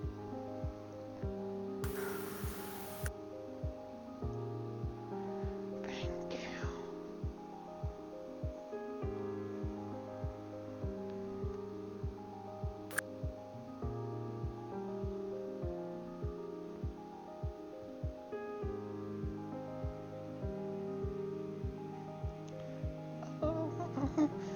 Why don't you put on your shirt before we go to bed?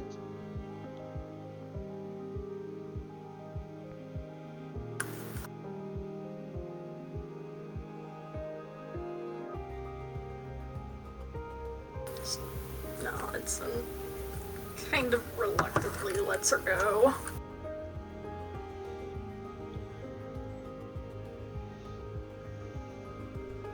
She'll keep one of her hands in his until he needs the arm in order to put on the shirt. But as she lets it go, he can feel her tail tightening around his leg briefly.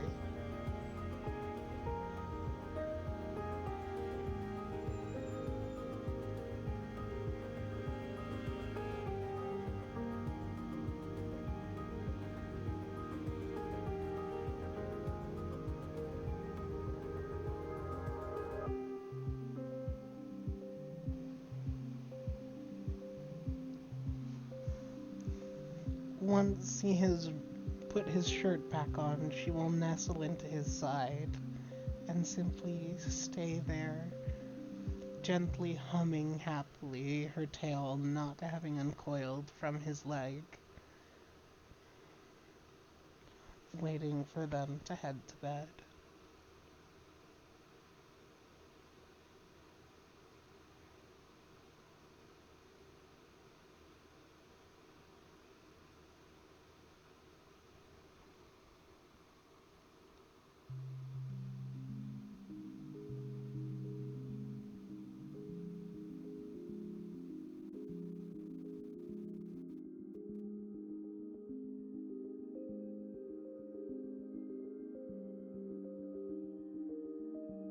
Does Derek have anything else for this night? before the two of them clamber into the large, soft bed with its black silken sheets. I don't think so. For once, interestingly, Penance follows him into bed, but takes up the position of the big spoon, gently holding him from behind, her arms wrapping around him and placed along the outsides of his arm. He can feel her tail, not the tip, but just its side, gently brushing along the outside of one of his legs as if to soothe him. And after some time, he can feel her also stroking along one of his arms. Given that he's drunk and probably mostly thinking about other things and more than a little asleep, it takes a while for him to notice that she's writing gently on the outside of one of his arms.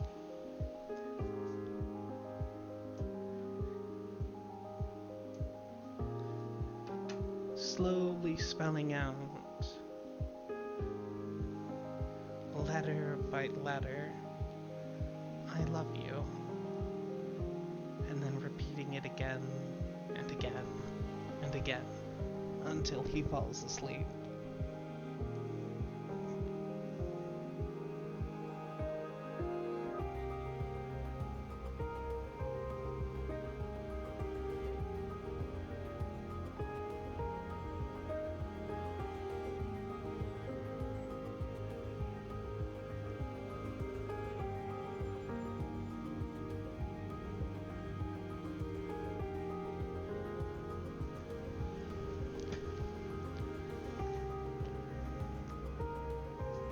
Eventually, his eyes close and he drifts away into unconsciousness.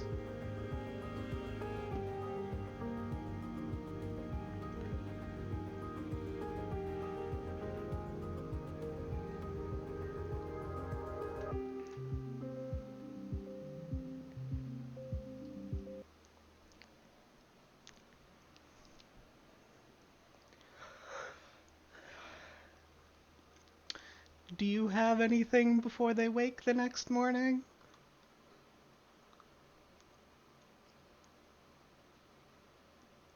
I don't think so, no.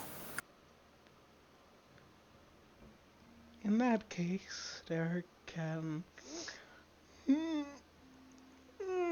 wake the next morning to the soft silken sheets of Fair Donald's bed and no Penance in his arms?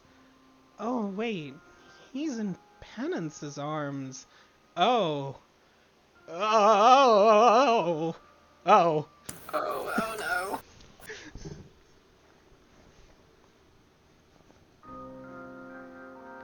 She seems to be curled happily around him, even her sleep occasionally gently nuzzling her nose into the back of his neck.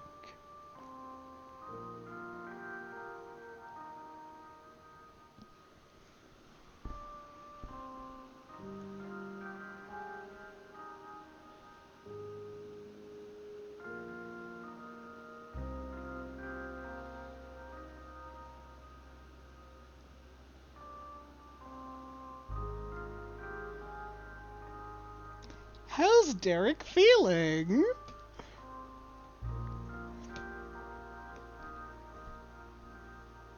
Not as bad as he thought he would, I think.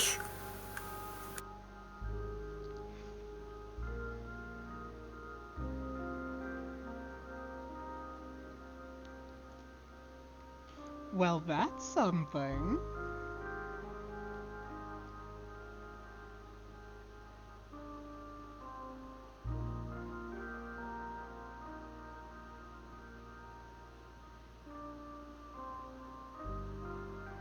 Which, honestly, I think does a lot to, ease his mind on its own.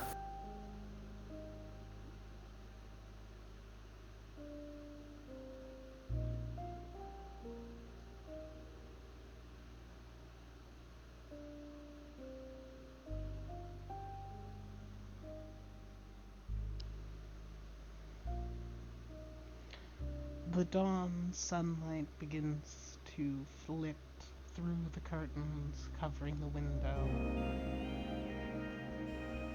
leaving Derek to think about his situation more as Penance nestles and nuzzles into him. It seems the sunlight has also caused her to stir, but rather than awaking her, it's caused her to pull herself further into Derek. As it's likely been long enough that she will be quite difficult to rouse.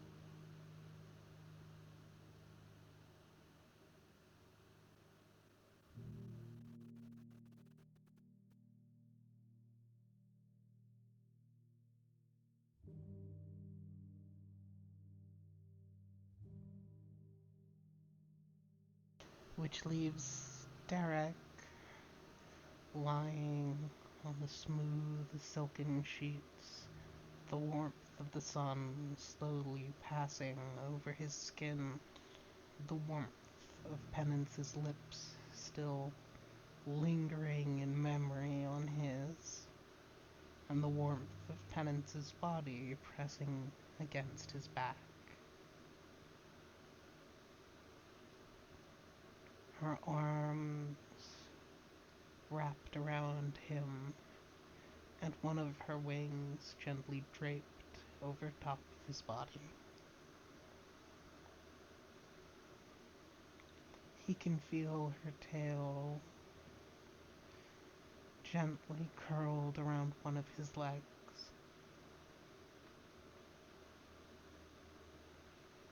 and her breath blowing slightly across the crook of his neck and shoulder. Her breaths are slow and even as she remains deep in her sleep.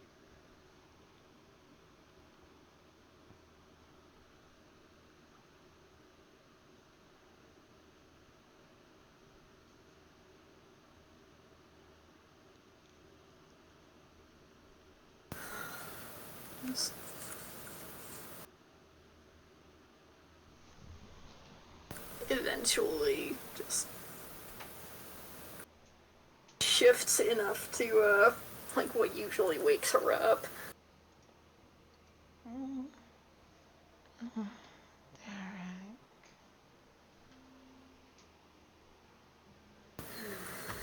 Morning. Good morning.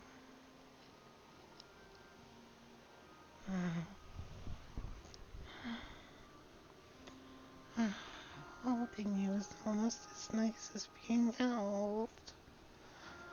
I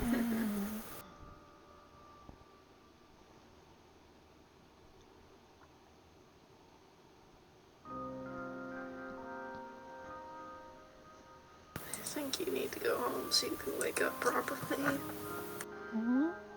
Okay, love. She dissolves into a pile of ash, which then blows away in a soft breeze.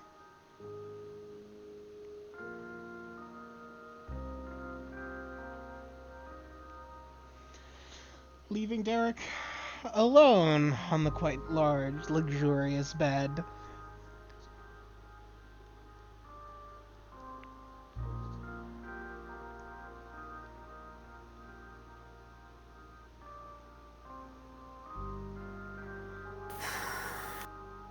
He'll take a second, but does not take too long, because he's like she's gonna have a panic attack. She's awake all the way.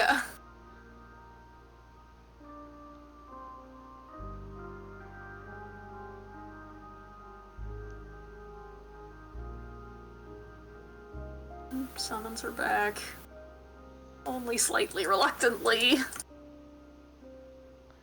With a breeze of air and swirling ash, the form of Penance appears in front of Derek.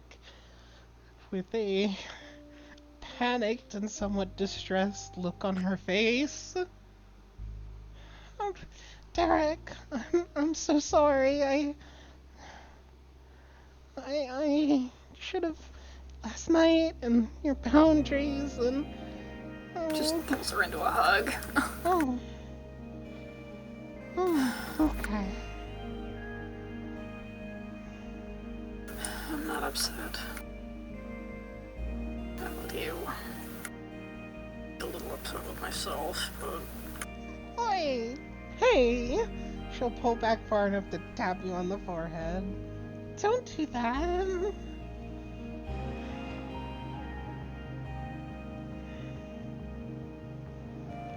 But you weren't upset? I know I pushed it too far last night. I'm sorry. I didn't mean everything I said, though. I do love you.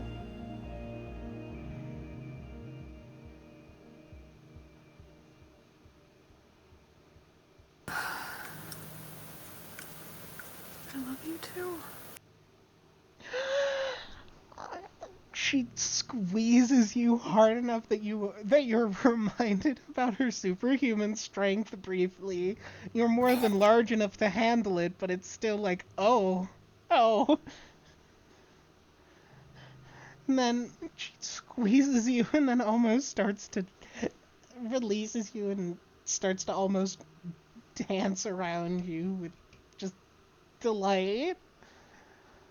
Oh, thank you. Thank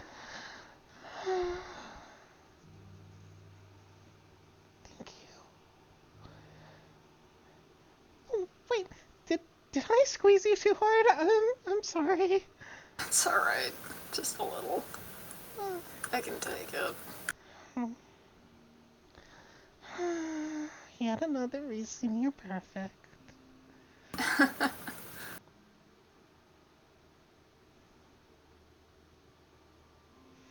She will walk beside you and rest her head on your shoulder, seeming having become slightly taller to be able to do that.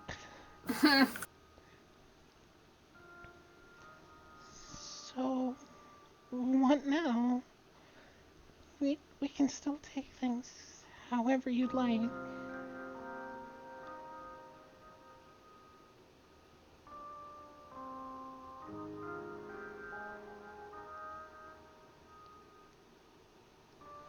I don't want to wait, but I will respect it if you want to. I'm sorry I didn't last night. I was drunk and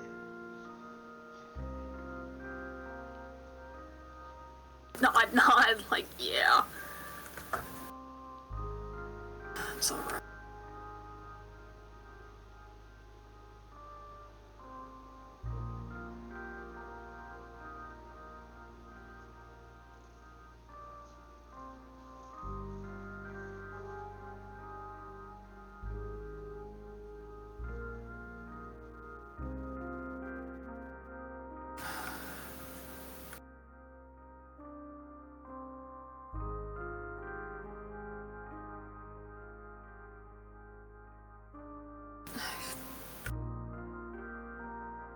I think I've been stupid, to be honest. I've been so afraid of what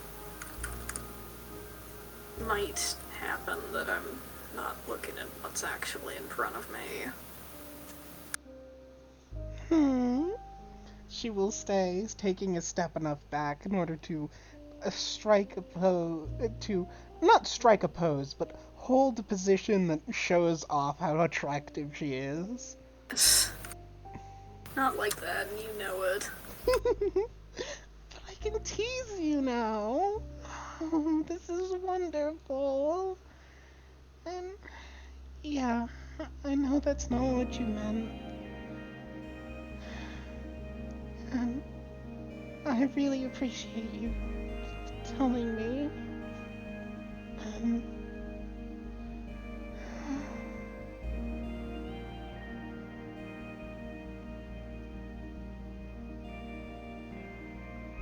thank you.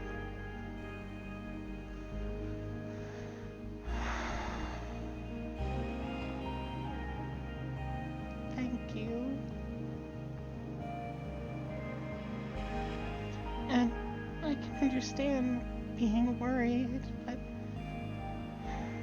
don't sell yourself short. Especially not for my sake, or my supposed sake.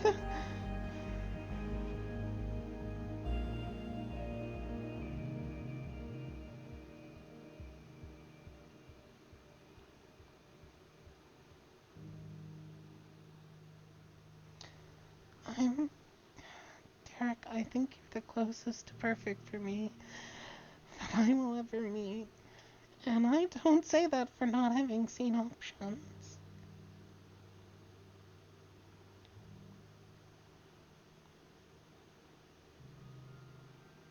You showed me the world.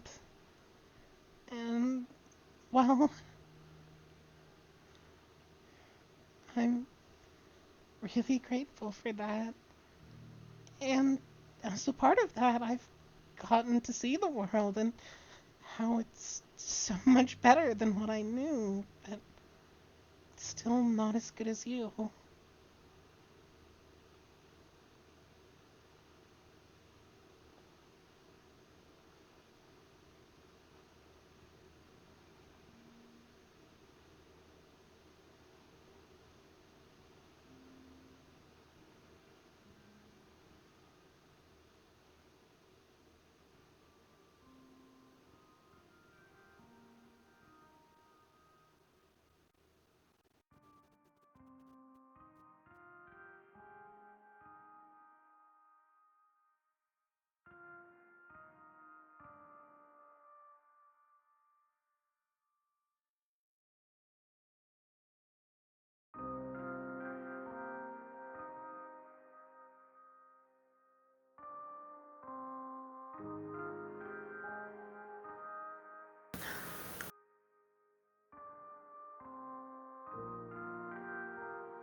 Was that too much? No, I'm just... Come here. Come here. Yeah. She'll hold him in a hug.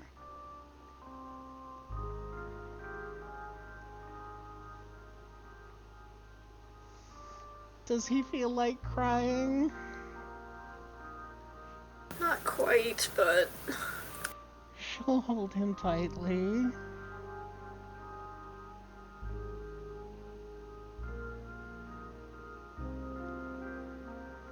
Shh. It's okay. I'm here. And I love you. And I appreciate everything you've done.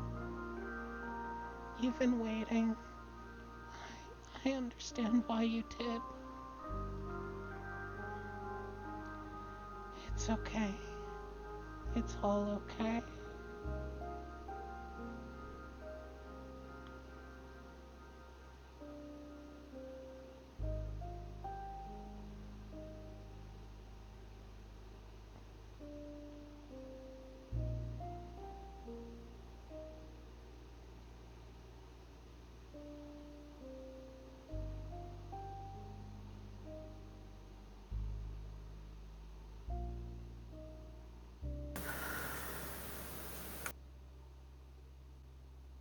Do you have any idea how good you are?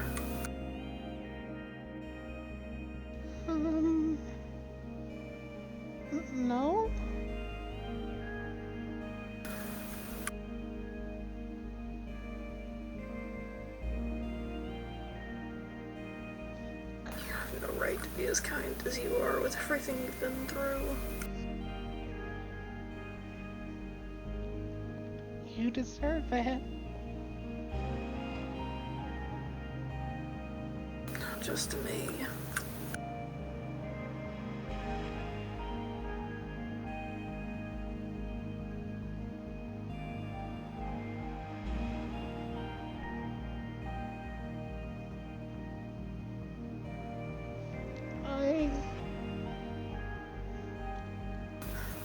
I don't want to be... I want to be someone who would have listened to me.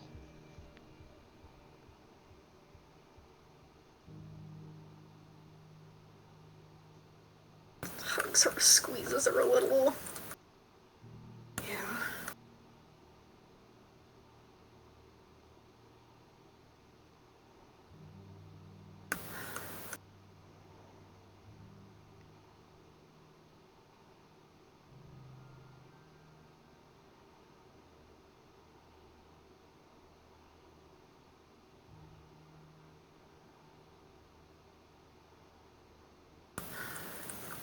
Are kind and clever and so sharp. You look at the world like it's brand new.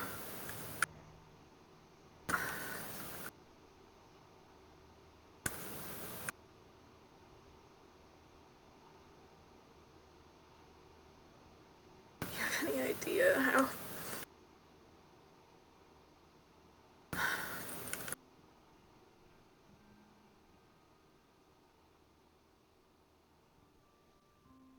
hard I've had to try to not say all that?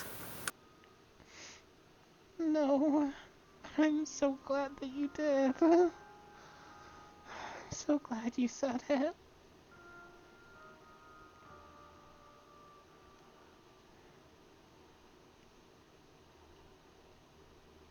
Thank you. That means the world to me. I don't think anyone's said something like that about me, and well,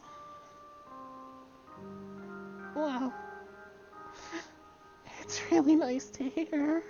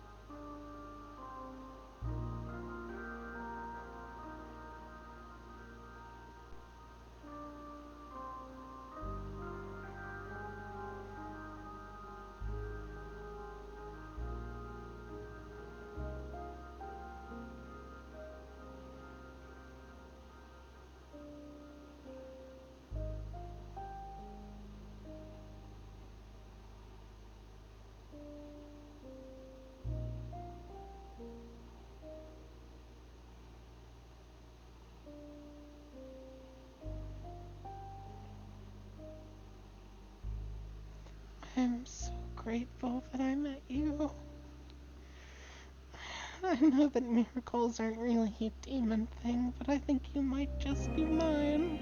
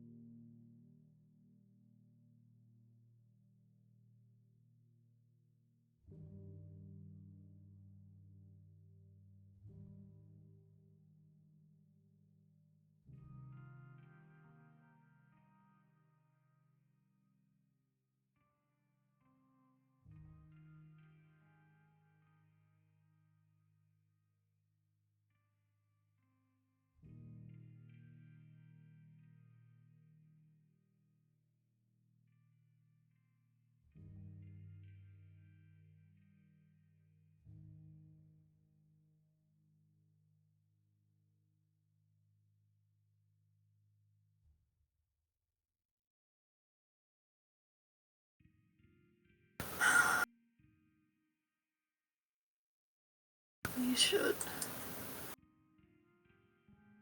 probably get ready for breakfast before Fiordano wonders what's happened to us. Oh. I really want to stay like this, but I've gotten so much that I don't have any right to ask for more. She'll disentangle from you.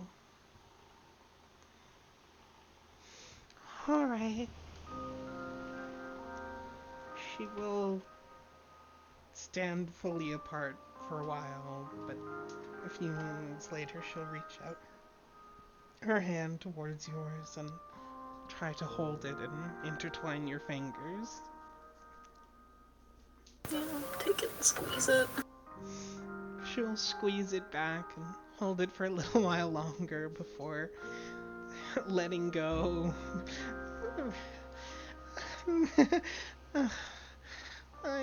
We still can't really get dressed if we're holding hands, huh? Well, I guess we'll just have to hurry so we can hold them again.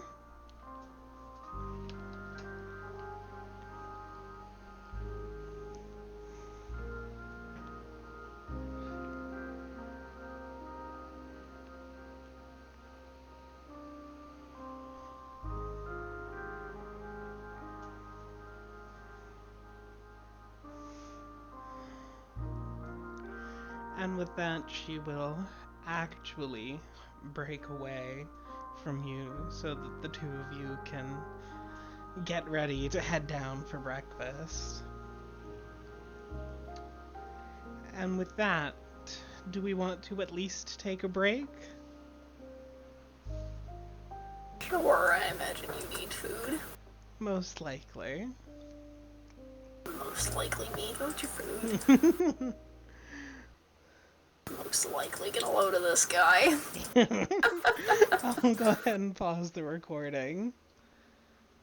Alright, we are briefly back here at the end of the recording after having taken a break, and realized that the next thing to happen is going back to Lumio to deal with the summoning of a succubus, which we do not have time to finish today. Sag. Sag indeed. So I think we're going to leave it there. And we will pick up with that and the ramifications of Derek and Penance confessing next time. Yeah.